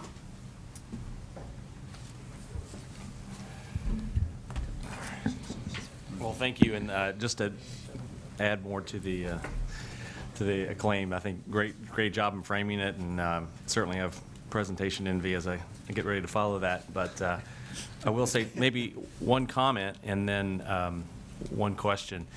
The comment first is just wanted to commend you all on the way that you broke the ice by sending out the preliminary kind of questionnaire to kind of start mining the ideas. I know that was one of the things that challenged our group initially was, as people were forming, maybe a little more timid or on the sideline, and trying to really break down those barriers to make sure that everyone feels like they have a good means to communicate and contribute. Something like a preliminary instrument like that does a good job to make it less threatening than like a big public forum. So great idea. I'll have to incorporate that going forward. The other one I would mention, Kelly, to draft off your point about the, and Jonathan as well, the tight labor market right now. One of the things I would encourage your group to look at, especially as you think about diversity as a goal as well. Military spouse community right now is probably one of the rich pools of available labor if the jobs can be fashioned in a way that is quickly trainable and highly portable. And I think that would be a wonderful thing to kind of examine in the work that you all are doing. Typically, they have, base relocations that maybe put them in a locale for somewhere in the 18, 24-month time frame, potentially. So could you train someone up in that amount of time and then have a network, account for the network in the sense of where they're going to be deploying next to these major installations, assess what the potential needs could be for their labor contributions while they're in those markets. I think that'd be a great examination. Yeah, terrific. That's great. Yep. David. To echo what others have said, fantastic job. My comment is very specific to the broadband job titles. I really appreciate you considering municipal government in that discussion because it is a challenge to recruit. Two areas that you might consider thinking about, one are SCADA networks, which we use to operate our facilities. Again, the same technology. It's David, do you mind speaking a little closer? A little closer, thank you. Yeah, thank you. So SCADA network technician. We have an industry-wide shortage in that, and it's really the same technical infrastructure we're using. And then traffic technicians with all the autonomous vehicles coming along, the discussion of connected vehicles, connected infrastructure, where we're putting all this equipment for small cells on traffic signals. So you might consider that as part of your training program research. Fantastic work. Okay, thank you. Ken.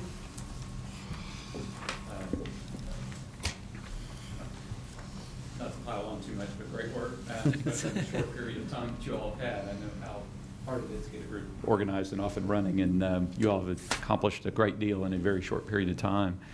The one comment I would share with you all is that as a result of the tight labor market that you all have correctly identified and that we've all been talking about, one consequence of that is that you find that certain contractors will rush to just put employees out there, and they are not necessarily properly trained to go do some of the things that they are doing.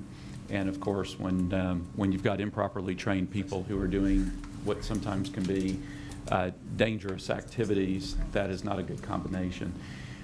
One thing that would be particularly helpful, and I think you all made reference to this and tangentially dealt with this through your report, is to be thinking about some type of certification or credentialing type of mechanism so that it's very clear that the appropriate certifications have been earned for certain types of duties. So one that's very front and center in our world is climbing a tower, right? And that somebody has received the appropriate certification to be able to go out and climb a tower and received all the safety training associated with that.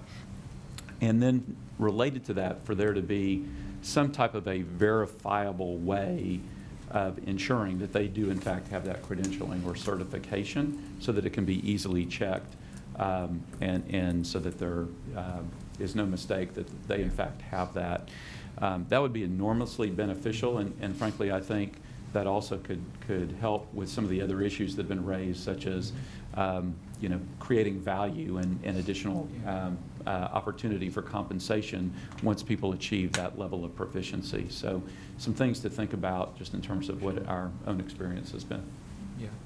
And can I Yeah, just of course. respond to that? I think the challenge to that, and that's one of the recommendations. I mean, most of the challenges we identified in various stakeholders, that is the problem, right? The lack of standardization. Now, if we have to do certification, we need actually endorsement by our industry players on that program. So we are actually identifying good programs, but then once we actually identify those programs, we need to have that effort going on in the industry where all the players of the different employers, different industry segments within telecom would have to actually come up with an idea that, okay, yes, if this program is there and we verified these are the job skills we need and this program has it, once we identify that, yes, we are going to endorse that. I think that's the next step. Once we have that, then we can actually say that, yes, certification is there. Credentialing is another aspect which Department of Labor has defined properly, but they actually do this only to the occupations they have in their database.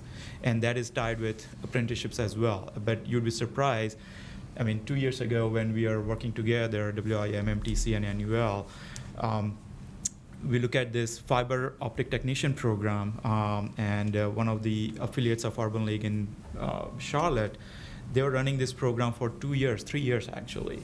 And when we went to DOL and said, yeah, this is a good program, but you know what, we don't have that occupation existing in our database. Fiber optic technician, people have been working for years, right? But it's not there in the database. So we had to actually go through the exercise of creating these occupations, identifying what goes into that job title, what training and everything would be required. So that is the process of credentialing, but that's staying within DOL. I bet if you go into the database, none of the jobs, what we are talking here, are existing in the database.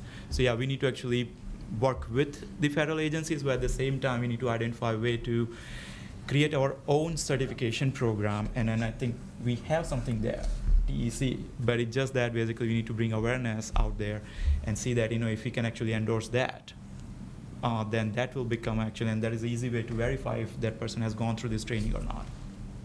Yeah. Good point, though. Thanks. Kelly.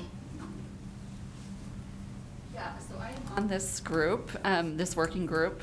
Obviously, we have amazing leadership, and I think they've gotten us very far very quickly. And so I give a lot of credit to both of them.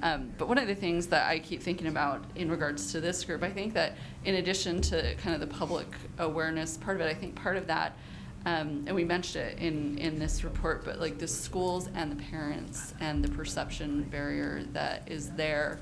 And I'm thinking about, I was raised, my dad was a welder, got laid off in the 80s. And so when people talk about welding, and people that are parents now had a negative experience, maybe as children, seeing their parents go through changes in the workforce. And now we're trying to kind of swing that conversation back and introduce some of these trades in a new way. And I think that, there's just a lot of barriers, both in getting people started on the path, and then once they decide to do it, then where do they start?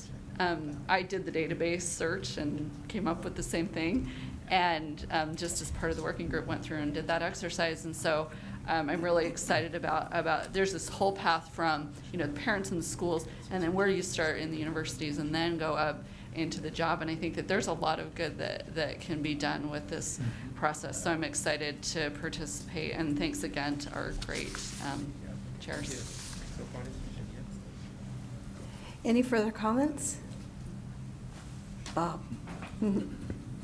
I just had a thought based on the comment about the economy and the high rate of employment, but I think the rate of underemployment is also very high, and there's probably a lot of people out there working 2 or 3 jobs that would love to see an apprentice program that pays well at the end. And my guess is that there's a huge pool to tap, and maybe one of the things we can do is try and figure out how to tap that pool. I mean, I look at people working at McDonald's, for example, and you think, well, those people could probably do some of this work and probably would be interested instead of then going to their job at some retail store or something like that. So I think there are, you know, even with today's economy, there are pools of people out there for whom this would be interested. And so getting the word out is incredibly important. Thank you. Any other comments? Yeah. So thank you very much for a great report, all your work. It's a little early, but let's go ahead and adjourn for lunch, and we'll reconvene at 2 because that's what's on the calendar and people are watching this on the thing. I should wait. I'm derelict. I forgot. Somebody asked me to do this. Is there anybody on the phone want to make a comment?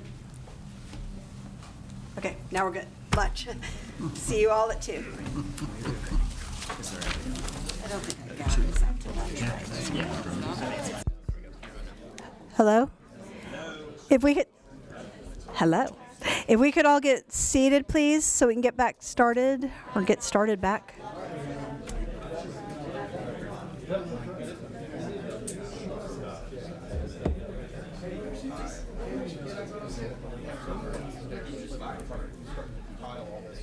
I just need to check them on their timing and see what it is.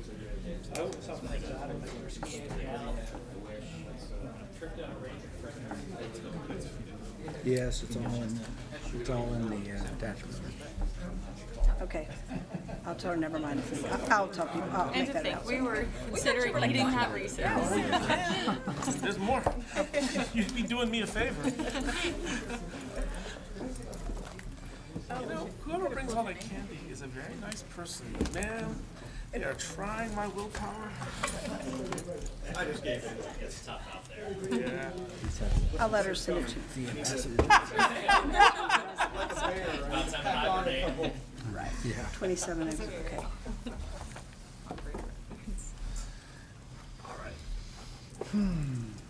So I think we're okay. So I think everyone is back. We will reconvene. I would like to, I've been asked to allow a couple of minutes for comments to this morning's conversation. So we will take about 10 minutes, 15 minutes now and start your presentation at 2:30 if that works for you. Okay, with that, I will open the floor to anyone who would like to make a comment. Larry, I see you, yes. Thank you, Madam Chair. At the introduction this morning of the Disaster Response and Recovery Working Group presentation, Jonathan raised the issue regarding some recent filings by WIA, and I believe there's a second one as well. And there was a lot of discussion in this room and various perspectives on that issue. Alan, Christopher, and many others made some good points in that discussion. And it was stated by several that these rules were merely clarifications of existing rules, but in reality there are new rules being proposed within those regulations. And it was interesting to hear some often contradictory and differing thoughts on mapping, on co-location, or even on usage of shared generators as opposed to each company wanting their own individual generator. And it struck me that those type of issues are the very reason that this BDAC was created. And if there are barriers in those areas, real or perceived, well then we as a commission should be given the opportunity to address those. So I believe that always, before we implement new regulation, we should first look at collaboration, and I think that's why this BDAC was created. And Madam Chair, I'd like to ask you to consider appointing a subcommittee to look into this issue before any rulemaking proceeds and before public comment takes place, so that we as a collective group can come together with our thoughts and ideas and see if we can't address any issues and find the solutions within ourselves. So the issue you want a subgroup on is specifically? Yeah, some of what's in the proposed new rulemaking, and not just clarifications of existing rules. Okay, I will take that under advisement and see what we can do. I think that there is opportunity to input on the working group's work. Is Red still here, or did he leave? He had to take off. Okay, well, Jonathan, you can convey to Red, but there will be an opportunity, obviously, to weigh in on the working group's work from this committee. And I imagine that if you reach out to Red or Jonathan, that they can sort of help point you in the right direction of where the conversations are taking place. So that would be my first recommendation of where to start. Okay. But if you feel that an additional working group is necessary, if you can send me an email of what you think it would do, then I'm happy to run it up the flagpole. I'll be happy to do that. Okay. I know that we've got Nancy Werner on the phone, and she wanted to also chime in, if that's possible. Yeah, should be right. Nancy, did you want to say something? See, I don't know if I can't hear the phone, folks on the phone. Yeah, that's, I think, one issue. Because I've asked a couple times and people haven't been able to comment. Chair Bowles? Yes, there you are. There we go. I apologize. Sorry, there was some typing or some interference, and I couldn't hear anything for a moment there. This is Nancy Werner with NATOA.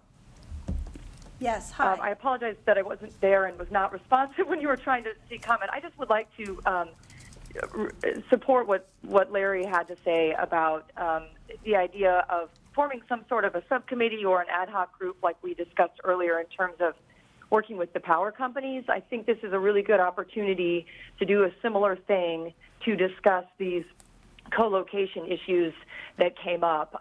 The Disaster Recovery and Resiliency Working Group talked about some topics like accurate information on the ground, resiliency and hardening, partnerships, communication, and I feel like the petitions that are requesting to have to broaden the scope of the deployments that happen without any meaningful local government approval and no ability for local governments to deny those deployments doesn't really support those goals. So I feel like if we were able to have more of a collaborative conversation, we could probably better understand the problem and come up with some creative solutions. So thank you for the opportunity.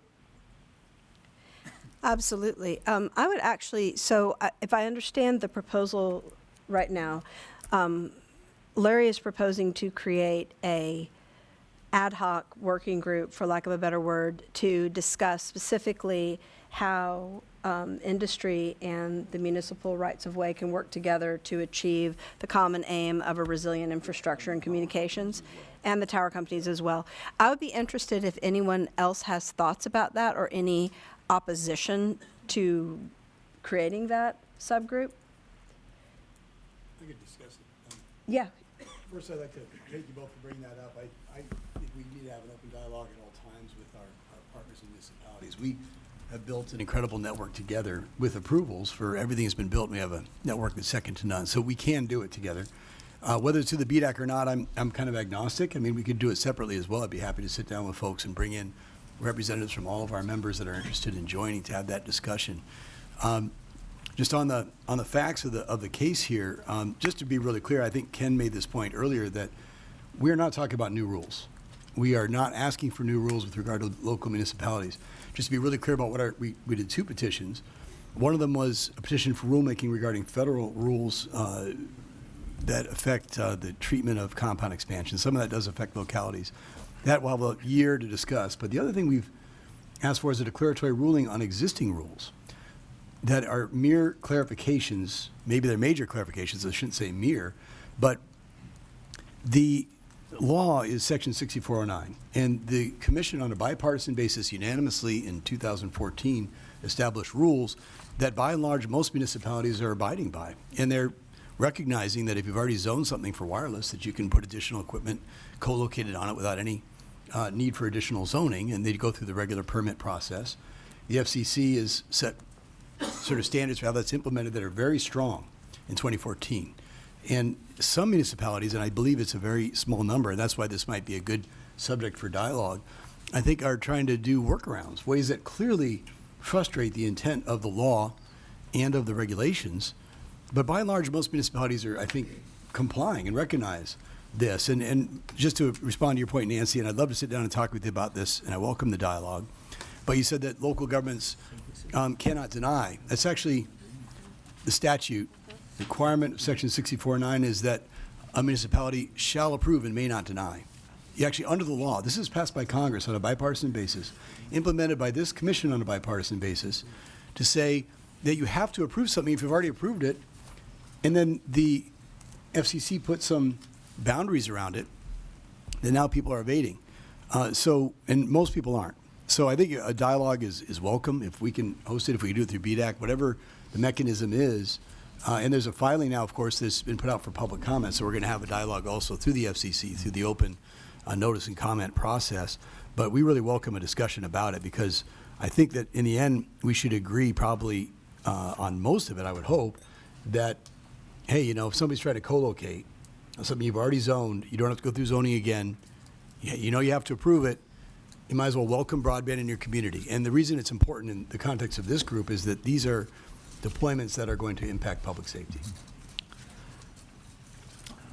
Jonathan, there is a declaratory ruling underway, as you said, but prior to that decision even being made, now there's a new filing.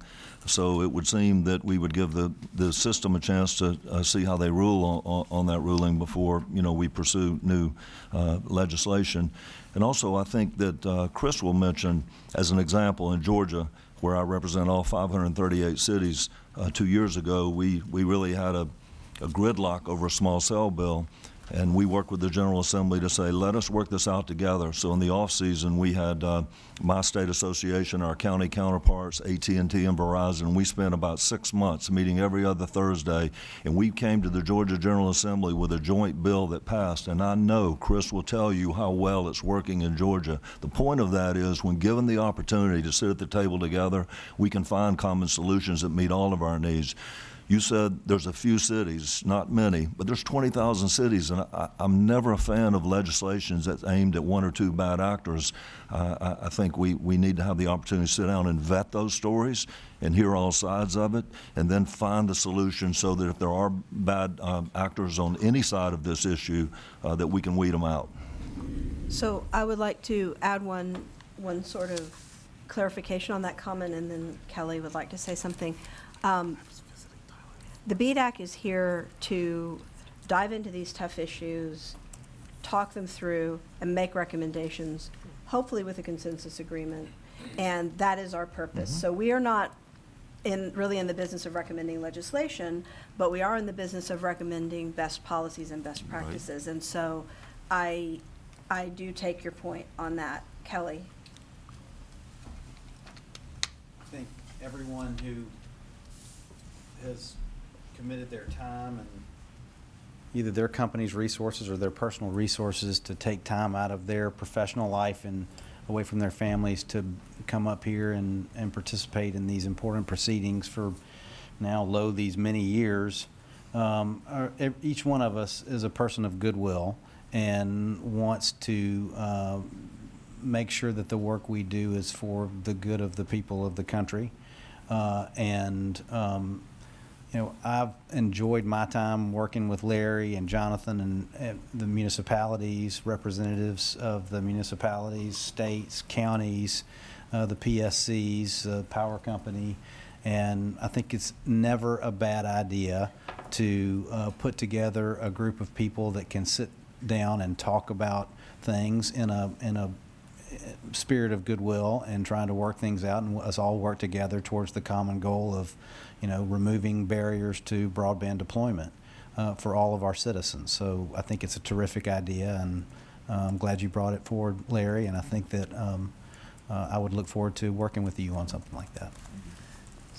Yes.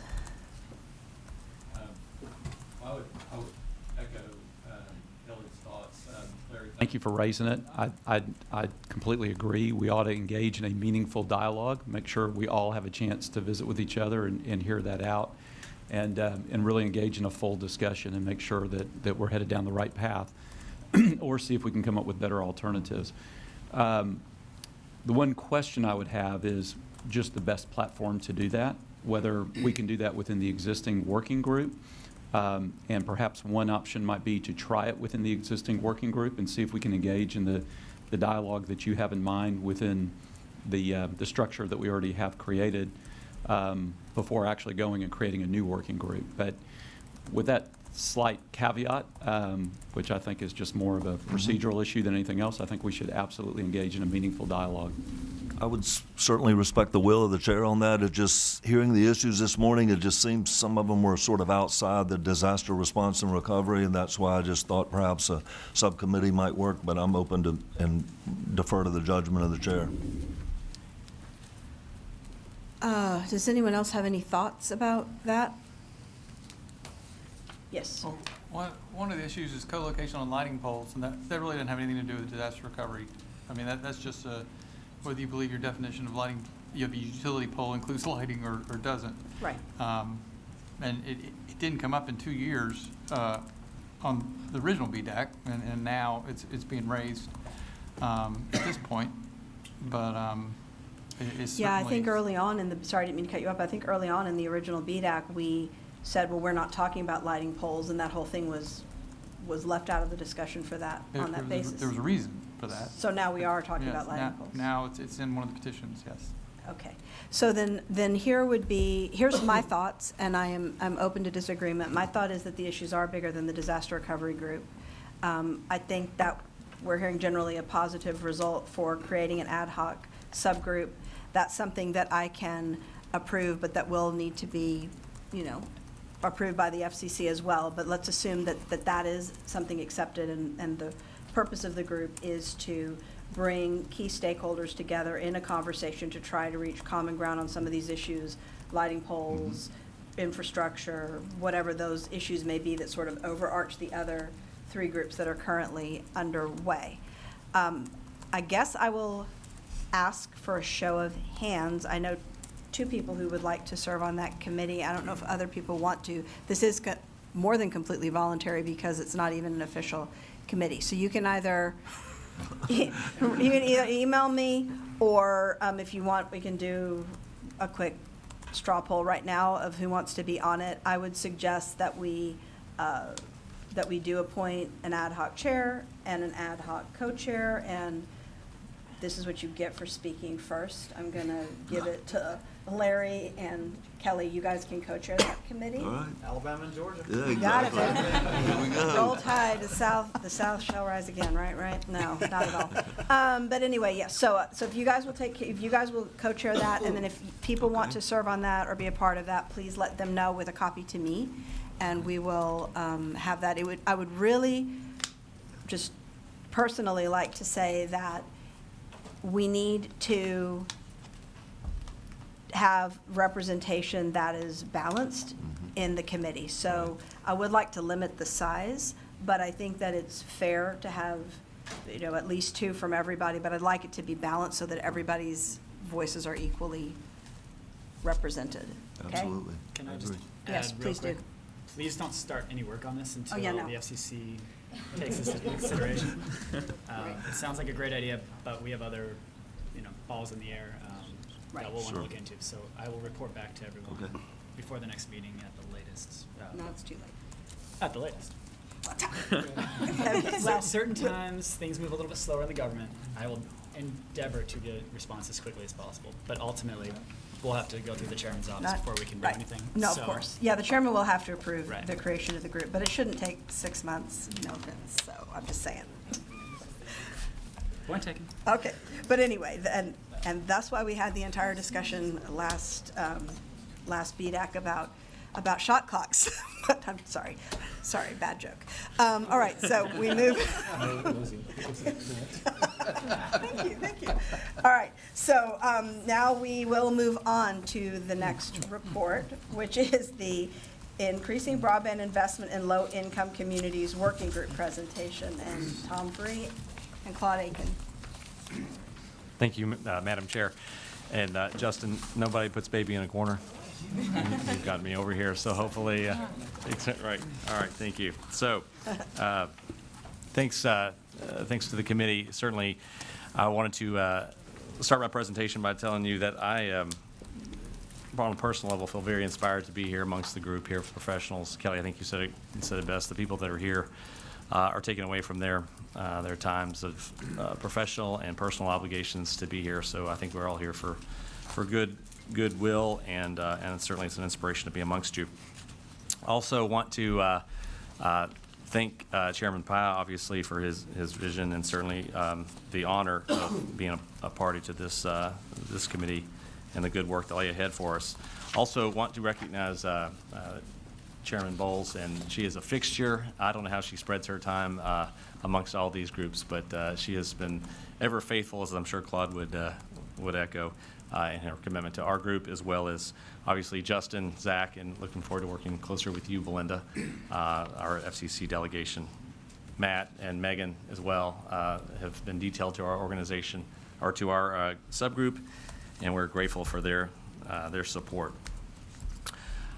I will tell you, just by way of opening comment, our Connected Nation, on a personal level, we're just very, very grateful for the opportunity. When I think of all the way that work has been divvied up amongst the various groups, I can't think of a better home for us to express our mission and contribute the nearly 2 decades of work in this space as it relates to finding low-income communities and finding and fashioning plans to help penetrate those folks and change the lives. I was really inspired by Commissioner Carr's testimony this morning and referencing Tommy in Philadelphia. I think that's a good reminder of why we're all here, is to understand the life-changing impact that a well-connected individual or community can have on themselves and certainly our country.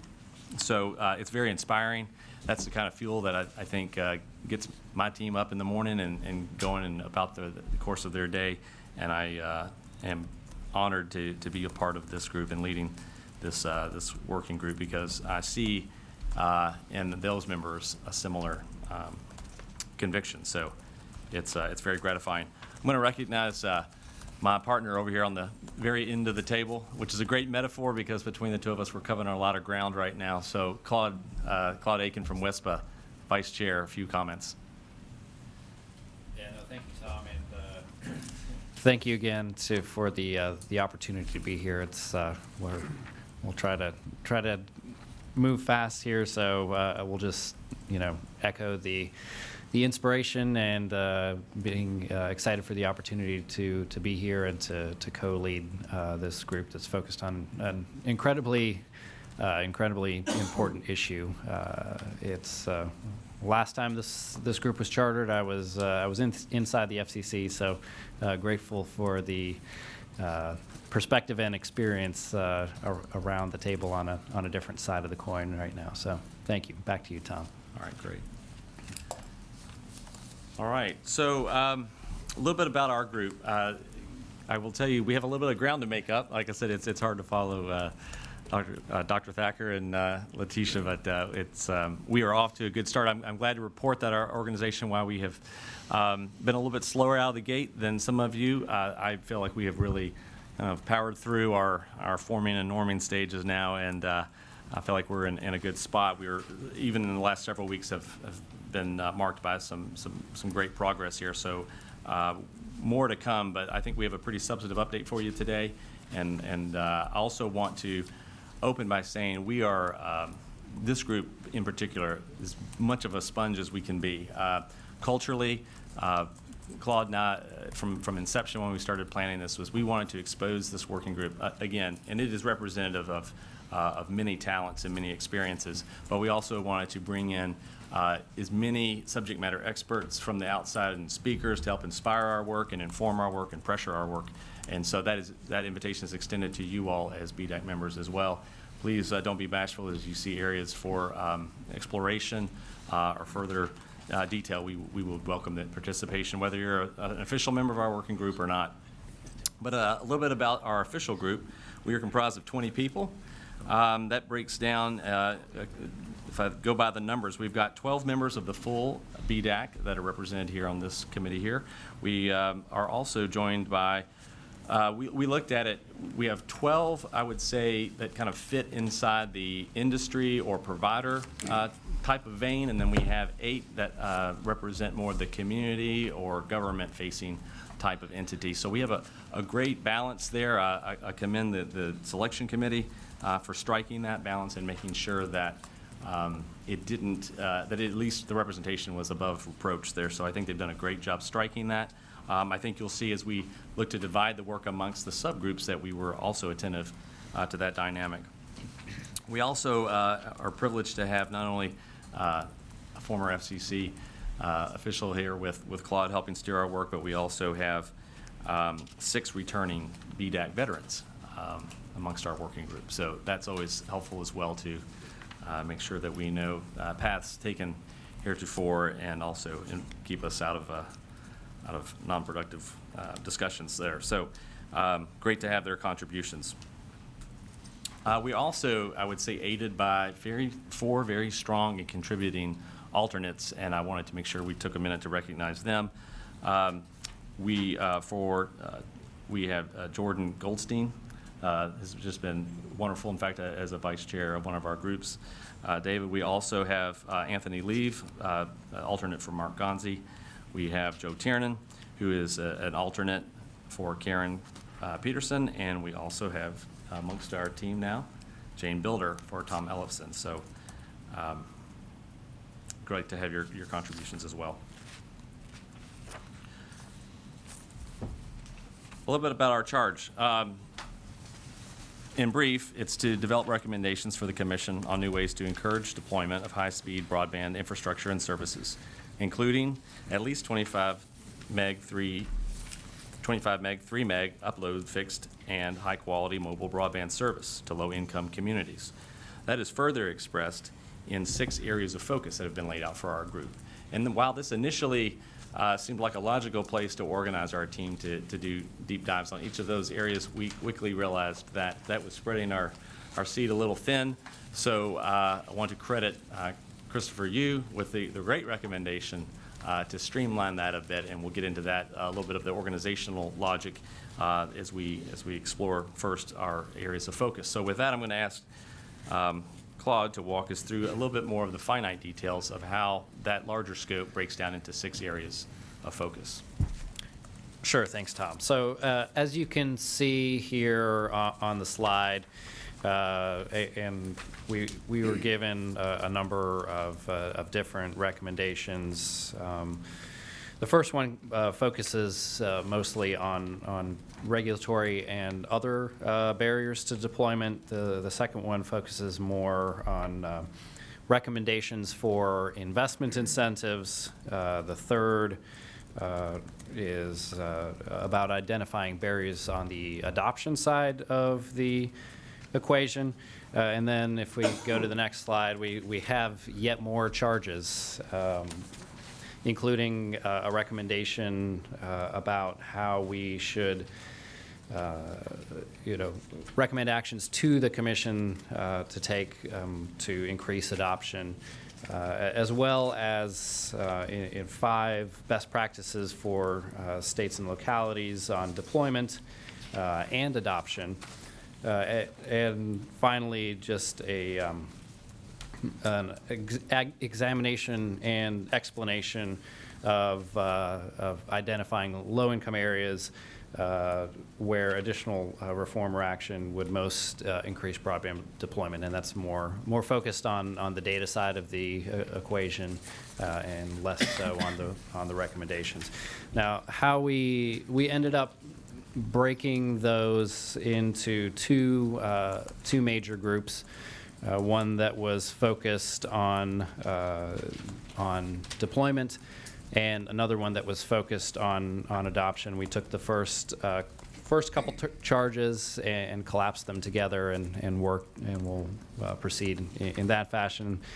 Second couple to go to the adoption side of the equation, and then best practices and target areas we kind of distributed to both groups. So both the deployment and the adoption subgroups will be tasked with finding the best data sources and examples for both deployments and adoption incentives. So that's kind of a brief on how we're organizing ourselves. I'll kick it back to Tom to talk a little bit more about the steps that were and have taken.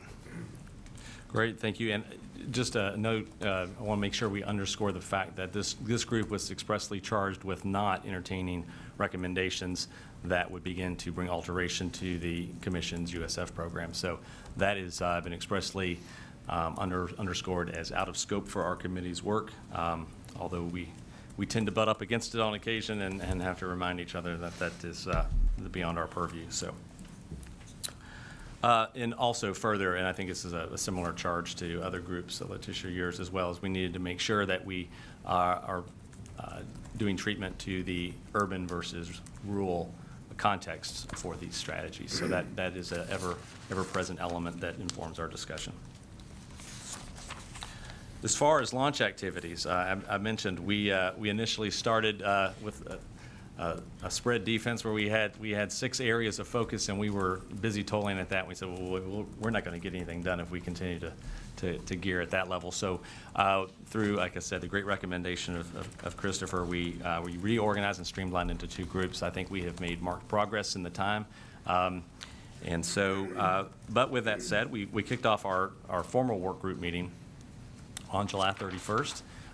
We actually convened that here physically in D.C. and joined a number of us here in the district, and as well hosted several of us via teleconference. I will say most of our format, as I'm sure your all's, has taken the form of teleconference, although Claude and I are committed to wherever we can get critical mass face-to-face. We find that to be a very productive time and also a good opportunity for us to bond and network socially. So we are trying to make those opportunities as available as possible.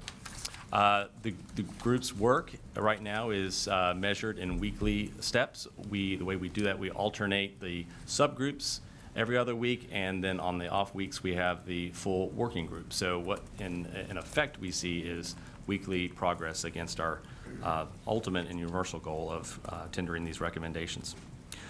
We also have started a shared drive to store all of our minutes, agendas, recommended studies, reports, things of that variety. I know that is a common practice amongst these groups. So that is something that we are starting to catalog for our team's use. Also, as I mentioned at the start, Claude and I felt very strong that we wanted to make sure that we brought in expert opinions and testimonies wherever we could. So we have, to date, entertained 3, well, actually 2.5. Angela wasn't able to make the last one, so she is on a future date here. But we have had Nicole Turner-Lee from Brookings Institution. I'm sure a name that many of you recognize. She really was a great fire starter for our work at the kickoff meeting. We also were joined on September 11th by Hunter Newby, a network operator who happens to have facilities across the country, but certainly in New York. And it was appropriately poignant for him to share some of his observations about network resiliency and the role connectivity plays inside areas. Jonathan obviously gets into your area when you're talking about disaster recovery. Some of his comments were well placed in that context. And then again, we'll look forward to Angela Seifer from the National Digital Inclusion Alliance coming to speak with us to share her thoughts on digital inclusion, and particularly what that means from a deployment and adoption perspective into low-income communities. So just to reinforce, I think how we'll balance the rest of our presentation today is to take you a little bit deeper into some of the, what I'd say are very early but preliminary activities of the subgroups against deployment and adoption. A special treat for you also is we have the chair of our subgroup for adoption, Mr. Scott Rudd from the Lieutenant Governor's Office of Indiana is with us today, and we will be allowing him to speak firsthand on that committee's work. First, though, we'll start with deployment. The makeup of this group, as you'll see, it's a 10-person group, It is chaired by Mr. Jeff Weiss. Jeff is the general manager of the Montana Telecom Association, and just a all-around great guy. He is one of those that you just need to point in the direction, and he moves out. And so it's been great getting to know Jeff and drafting off his high energy and commitment to our group. But he has pulled us together. That group has convened several times since our kickoff. And it's now he is not a member of the full BDAC, but he is detailed to our working group. So he is not here, but he has delivered a report, and I wanted to recognize his contributions to this. So as this group took up identifying barriers, we also wanted to entertain incentives, and then making sure that we are doing good work to identify where do we target our efforts and strategies, and obviously where can those exemplars be raised up to help form the opportunities for emulation. Quickly, the way they broke down the deployment barriers, we have begun our work in thinking in kind of three kind of distinct buckets at this point. Income, density, or income, infrastructure, and density. And I will thumbnail each one of those for you briefly. From an income perspective, I think it's relatively straightforward. We know that we hear from the providers, obviously, that take rates and churn are major influences in their decisions to deploy into certain markets. And so we really want to take a deep look into that and understand exactly how we begin to articulate those influences. We also know that we wanted to measure the impact and the efficacy of existing programs.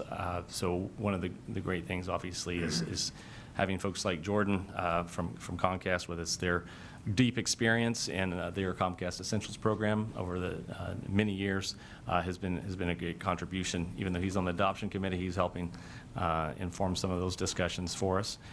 We also know that disposable income is the challenge in these areas, and so what role does things like bankability play in that demographic, and what does that begin to point toward certain infrastructure investments? Are there better technology substitutions for things like fiber into those lower income communities where bankability or churn or disposable income becomes an influencer in those homes? So that is it's kind of my segue into infrastructure. Again, things like mobile broadband, is that a more likely technology of choice as it's perceived a more flexible and less expensive option? The other area being density. Density also obviously affects the return on investment case. And so, and we actually have spent a pretty good amount of time on this, really getting laser focused on the definition and influence of density. Rurality is a discussion that we really wanted to take up as well. Low income versus density, and then how do we begin to measure that and identify those areas, whether through rurality has been, I think, a term that we have taken a hard look at. I know that it has been part of some other FCC report and orders. They've done some treatment of that. So we're really looking to see, is that a better proxy for measure is finding these low-income communities. Also, as I mentioned earlier, we want to make sure that not only are we measuring and being aware of the urban and rural contexts for low-income communities, but also subdividing that to look at the urban-urban divide as well as the rural divide. And are there unique challenges that, again, are unique to that nuance inside those respective contexts? So we're wanting to do some examination of that. And then finally, we have begun recently what I'd say a rather robust undertaking of beginning to inventory these, not only the programs that are in existence, but also where there are either state-based or federal programs that have been in practice for some time and what their impact has been. Some of the other barriers that we have begun to flirt with, I would say, and whether they come into our formal study or not, I guess remains to be seen, but we wanted to look at, under the category of other, I would say, are things like the socioeconomic, for lack of a better label, things that might influence deployment from a provider's perspective. Those things could be, are there suspicions or resistance from a particular affinity group or or community. There are other things that can factor into that when we think of also taxation, tax structures. You know, we also want to be aware that whatever programs have been in place, if we're contemplating the efficacy of current subsidy programs or future subsidy programs, how does that begin to break down across the different tax jurisdictions? So are all states created equally if some states rely on a tax code that is disproportionate to impact some of the property taxes that some of the communication assets may fall under? So we want to be aware of the role that whatever we begin to think about from on high, how will that begin to translate at some of the lowest levels where we identify these low-income communities. And then also just being aware, like I said, of the other kind of cultural things that begin to inform a community group. Is it a group that inherently doesn't want to be online for some reason? Is there a geography where folks just aren't looking for that? There's a different name for that. Yeah, sure. And so, you know, we'll take that up too and make sure that our recommendations aren't tone deaf to some of those things that are intentionally the way they are. So that's our group on deployment. Again, the group has met several times, and I feel really good about the traction that group has just recently gained, and I'm sure we'll have much ahead of us, and certainly as we build toward our December convening. With that, I'm going to recognize, again, we have the pleasure of having our chair of the subgroup for adoption in the House, Mr. Scott Rudd. He is also joined in leadership by Jordan Goldstein as vice chair. That group is as well is a 10-member team, and they are broke down, whereas the deployment group was roughly made up by 6 provider-type category members and then 4 community folk or government entities. The adoption is almost, it is the mirror reflection of that. We have a concentration of 6 government or community-focused organizations balanced by the perspective of 4 more pure industry or provider point of views to inform that group's work. So with that, Scott, I'm going to recognize you and take it away. Thank you, Tom. Again, Scott Rudd. I serve at the pleasure of Indiana Lieutenant Governor Suzanne Crouch, who proud to serve under, who is just a very forward-thinking leader in the state of Indiana on broadband issues, and happy to be here on her behalf serving on the BDAC, and also happy to chair this at the request of others. Especially thankful for Jordan's participation in this group and leadership and the work that he's done to move the ball down the court, so to speak. So with that, I'll just jump into our first slide here. We're going to tackle 5 issues initially, and these issues will undoubtedly evolve over time. Welcome any input that you may have on these items. The first, key reasons adoption matters. These are not unfamiliar to this group, from healthcare to employment to inclusion in society, quality of life, all of these kind of coming under a community and economic development kind of benefit. The second item we want to look at is barriers to adoption, particularly cost, and that could include of the service as well as equipment, digital literacy and relevance, paying careful attention to rural and urban type approaches, and then lastly, access to reliable service, that's always on and usable and of adequate speeds. The third area would be just surveying the key data and research on adoption barriers that's out there. Recent Pew Research that's really interesting, leading into best practices and from basically government, nonprofit, and private areas to catalog and really condense those into a usable format for states and localities to improve adoption. Some of the key themes we want to explore, firstly, marketing of the existing programs. One of the things I did when I realized I was going to be joining this committee was did some quick Google searches, and I was kind of surprised that if you don't hit the right keywords, you don't get the right information. And the first one I put in was low-cost broadband plans, and then I went to affordable broadband plans, and then I went to and really came up with almost nothing at that point. And until I went to low-income broadband plans, boom, it triggered a list. And so the marketing of those programs is important to the population that's trying to reach those. And we also wanted to really key in on how the audience that we're trying to benefit here already interacts with government entities and private entities. And for example, some of the housing opportunities that are provided to the low-income folks, they're already interacting with those folks and being pre-qualified, as well as some of the school programs, free and reduced lunch. And so we already have this population we're interacting with. How might we engage them through that existing process to make them aware of these other programs? We also want to look at what federal, state, and local, and even private barriers exist to adoption. Identifying potential differences between rural and urban, as we discussed before, that might lead to some different strategies for tackling adoption issues. We want to look at effective strategies for various low-income groups, and as well as considering maybe some new information that may be available in terms of the outcomes of those existing programs and how we might learn more about that and make those more effective. So with that, I'll turn it back over to Tom. All right. So that's a little insight into how we've organized and basically the extent of our efforts at this point. Again, it's been rich in dialogue, and I think we've been mindful up to this point to keep it very focused but organic and all-encompassing of discussion threads and ideas. I think the pivot that will make Chairman Bowles here in the next several weeks will be a more concerted effort in drilling into and actually beginning to produce, I think, meaningful recommendations into these areas.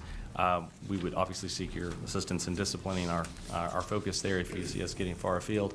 And I noticed that we have, I heard a March deadline for another report. We have, if we've put a line in the sand, I would say that the chairwoman has set an ambitious objective for us to have a rough draft by our December convening. So we are committed to that. I know Claude and Scott and Jeff join me in that regard. And so we will endeavor to make our rough draft due by the right around the Thanksgiving holiday. So sometimes we need that level of pressure to enjoy the holiday. So we'll get that put together, and then hopefully be bringing to this committee for consumption our final, what I would say, final rough draft. Is that appropriately caveated as a rough draft? That's how that sausage will be made over the next 60 days. So we look forward to certainly bringing that group or our group's work to you, and certainly invite you all to participate as you have cycles or interest. Chairwoman? Thank you. Thank you very much for that report. I know that it's been kind of a complicated issue to get your arms around, and I think that you all have done a great job in parsing it out into dividing it up in a way that's going to make sense and hopefully can be addressed. I do not want the perfect to be the enemy of the good or the deadline to prevent you from doing all the work you need. December was everyone's deadline. They've already gotten March, so, I say shoot for December, but realistically, if you don't have a rough draft, I'm not going to We'll put something to you in December. How about that? Yes, that's what we're committed to. Final rough draft might be ambitious, but yes, something, obviously, we do need work product from all Near the final committees rough draft. How about in that? December, but yes, thank you. I don't want to, overpressure. I do have a couple of comments I need to make really quickly, just in reference to the timeline, which we just addressed, was one. Yes. The other was with respect to rurality and the barriers group. The BDAC has already adopted a definition of rural. We adopted it in the model state code, and I will share it with you now. It is a county with an average population density of less than 300 persons per square mile, excluding the incorporated communities of 20,000 people or greater within the community. So that's the definition that the BDAC adopted, and for those of you who are interested, I actually have a map that was provided by WISPA's data analysis that shows you what that represents. Like if you actually see a map with 300 people per square mile and no 20,000, like what parts of the country we're talking about.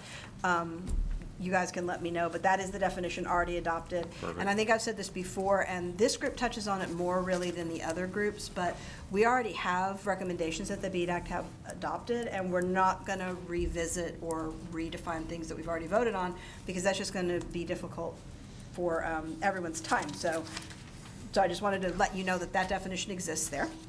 The second thing I wanted to say is that Bob Dubrow chaired the barriers group, and they did, and I actually believe that their recommendations in the barriers group are part of why this group was formed, because we're digging into some of the issues that group identified. If there's anything that is in that report, I've recommended that group read your report and take it under advisement for their work, since you've identified the barriers pretty clearly there. I think that there are some barriers that are not here that I know people have wanted to raise, like, for example, spectrum is not listed. That might be something that we need to talk about, and maybe it'll come up in the discussion later. But to the extent that you have barriers that you've addressed that they need to know about, if you could highlight that for them, because the report's kind of long, and it'd be good for them to know, either today or in another time. It was longer before we revised it. Yes, I know. I do know this. But in any event, so I do recommend that you all because this is a huge nut that you've taken on, and it's very meaty, leverage the work that's already there so that you don't have to spend time remaking decisions, and I think that'll help a lot as you go forward. So with that, I will acknowledge Brent, and then Kurt, and then Kelly.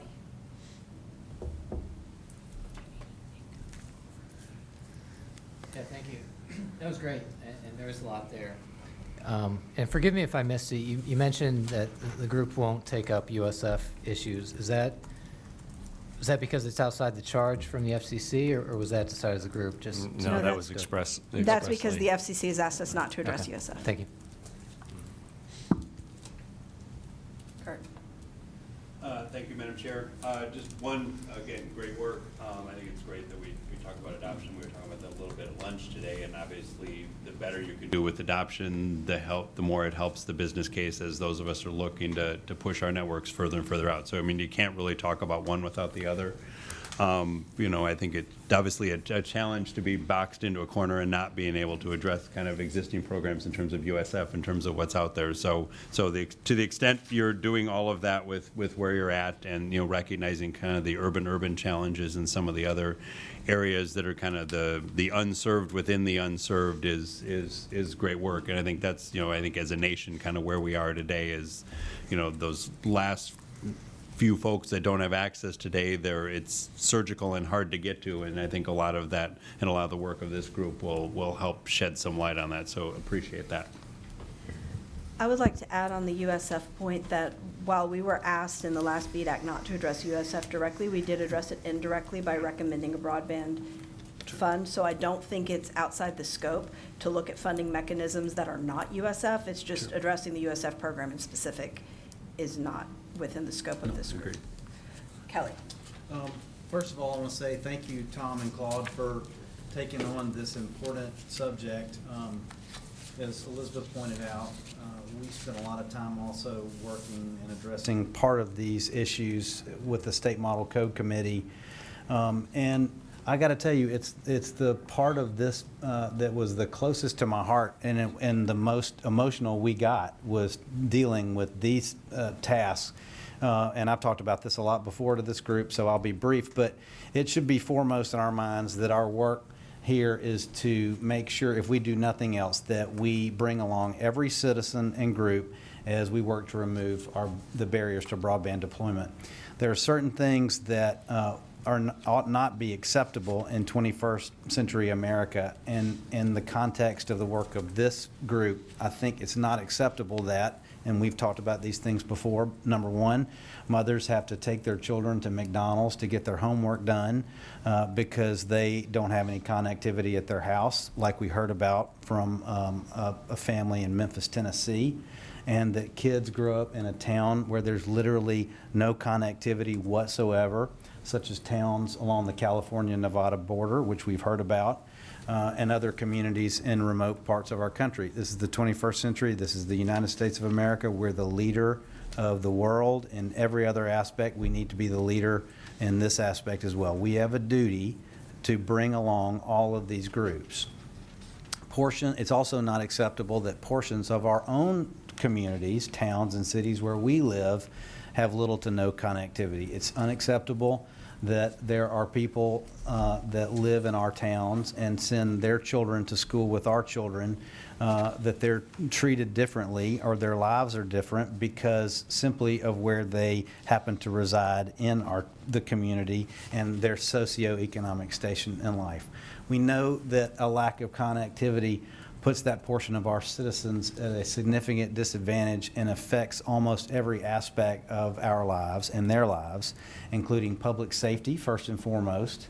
If you have the inability to use your smartphone to contact the police or fire, then that's a huge problem, and that's a problem that no American ought to face. It also affects education. When my children get to come home every afternoon and sit at the kitchen table and pull out their laptops and work with 5 bars on their phones, their tablets, their laptops, but there are kids that go in their same class that don't get to do that, that's unacceptable. That's not American. Banking, it affects people's ability to get online and make sure their paychecks got deposited. It affects property values. There are parts of our towns where there's no connectivity. That's literally where I live, in the county where I live. That's one of the things on a real estate sales agreement that you have to say whether there's broadband connectivity in the community where the home you're selling is. And those homes are worth less. That's not fair. And so we got to remove those barriers. And of course, it also hinders a person's ability to have a home business, either to work from home, like is happening more and more in this country, or the ability to participate in home rentals or room rentals like Airbnb or VRBO. If you've participated in any of that, that's of course one things you want to know about the place you're renting is there ability to get Wi-Fi in that house, and we're moving on if there's no Wi-Fi in that place. You don't want to stay there. So those are all important, and we have to identify those barriers, and we've got to remove those. From the perspective of a provider that routinely provides dark and lit fiber services in Tier 2 communities and rural America, what I see consistently is that the key to deployment in those areas is to recognize that as we deploy in areas that move further and further away from the backbone, the costs go up and the margins become very thin. And we're in this business to provide value to our shareholders. And the way we provide value to our shareholders is to maximize the return. And so if we want to help the folks in these remote communities, and we want to make sure that this coverage is extended out to everyone, then we've got to identify those barriers that run up those costs, and we got to remove those. And what I have seen is that some of the very costliest part of that is the regulatory effort at the very beginning. And so to make deployment attractive, it's imperative to identify those regulatory barriers and either work to remove them or to streamline them. And obviously, we want to work together with our municipal partners to make sure that we are ensuring the value of the right-of-way and to recognize how valuable the right-of-way is to the citizens of the community as a whole. But the right-of-way ought not be held up so much that and valued so much that it works to harm members of the community that are owners of the right-of-way. So we have to make sure that the right-of-way is maintained, but is maintained in an effort that's reasonable to allow the providers to go in and be able to get that connectivity to all citizens of the community. Thank you for doing the work you're doing. It's the Lord's work. It really is. And you're helping the least and the last. And it's very important. It's the most important thing this commission has been charged with. I appreciate it. Thank you. Madam Chair, may I respond to that? Yeah, of course. First of all, Kelly, it's a wonderful way that you frame that. Should have had Kelly. We may have a guest speaker. So well worded.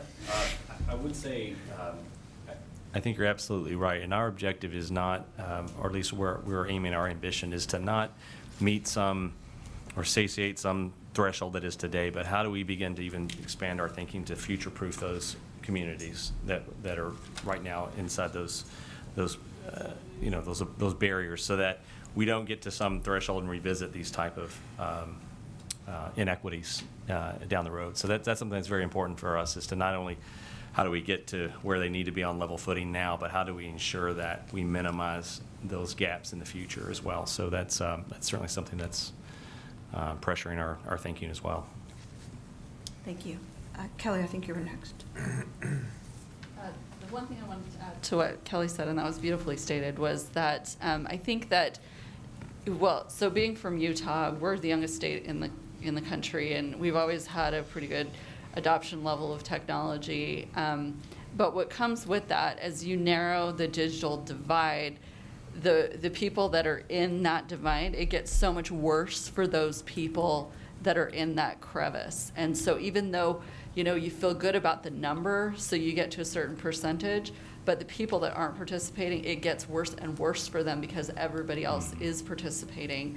And I think, and even, over the last year or two, the number of times that I have to have 2 devices to do something with my bank or whatever is increasing.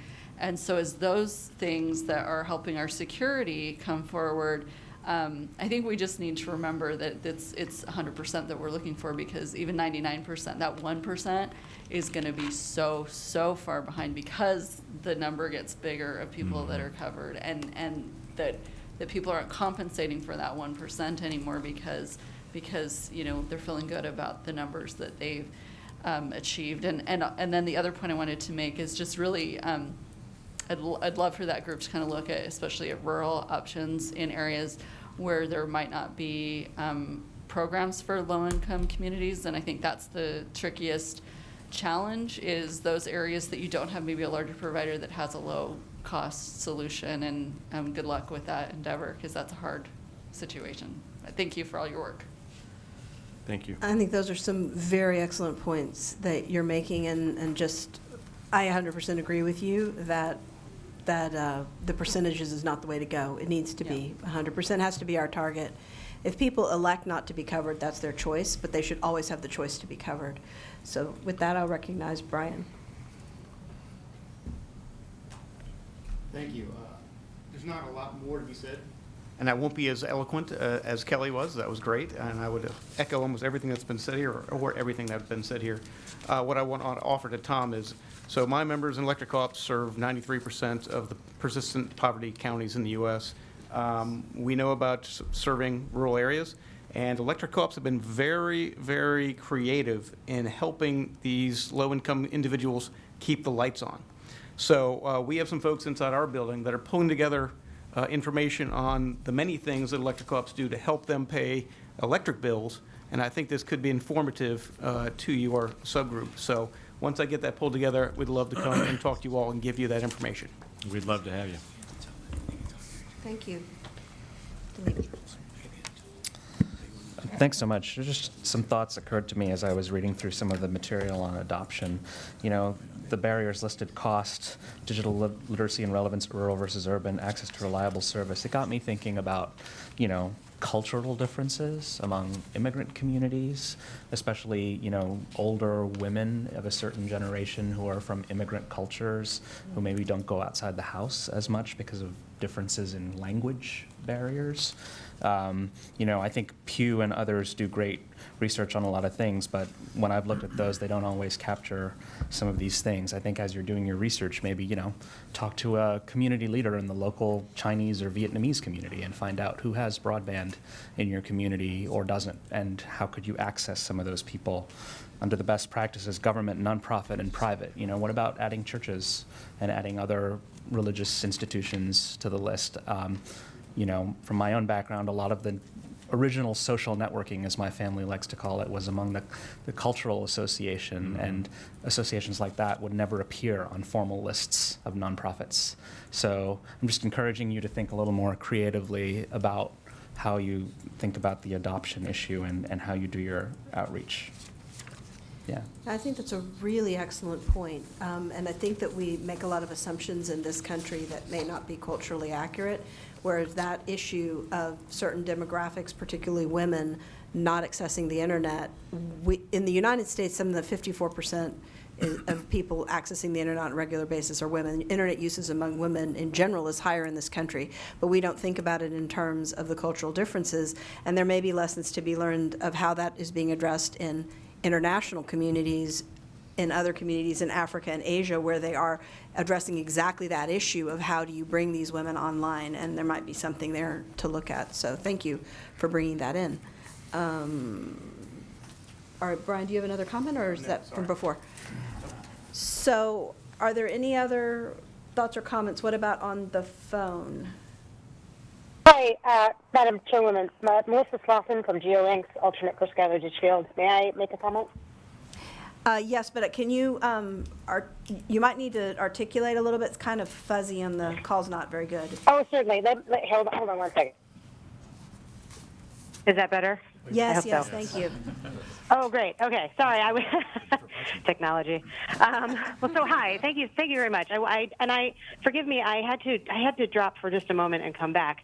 So if this topic has been raised, feel free to interrupt me. But another issue that we may want to consider as we talk about closing the digital divide, because there's two pieces of it. It's the availability piece, but also the adoption piece, is making more options for broadband available in low-income areas. And I speak specifically as a fixed wireless service provider.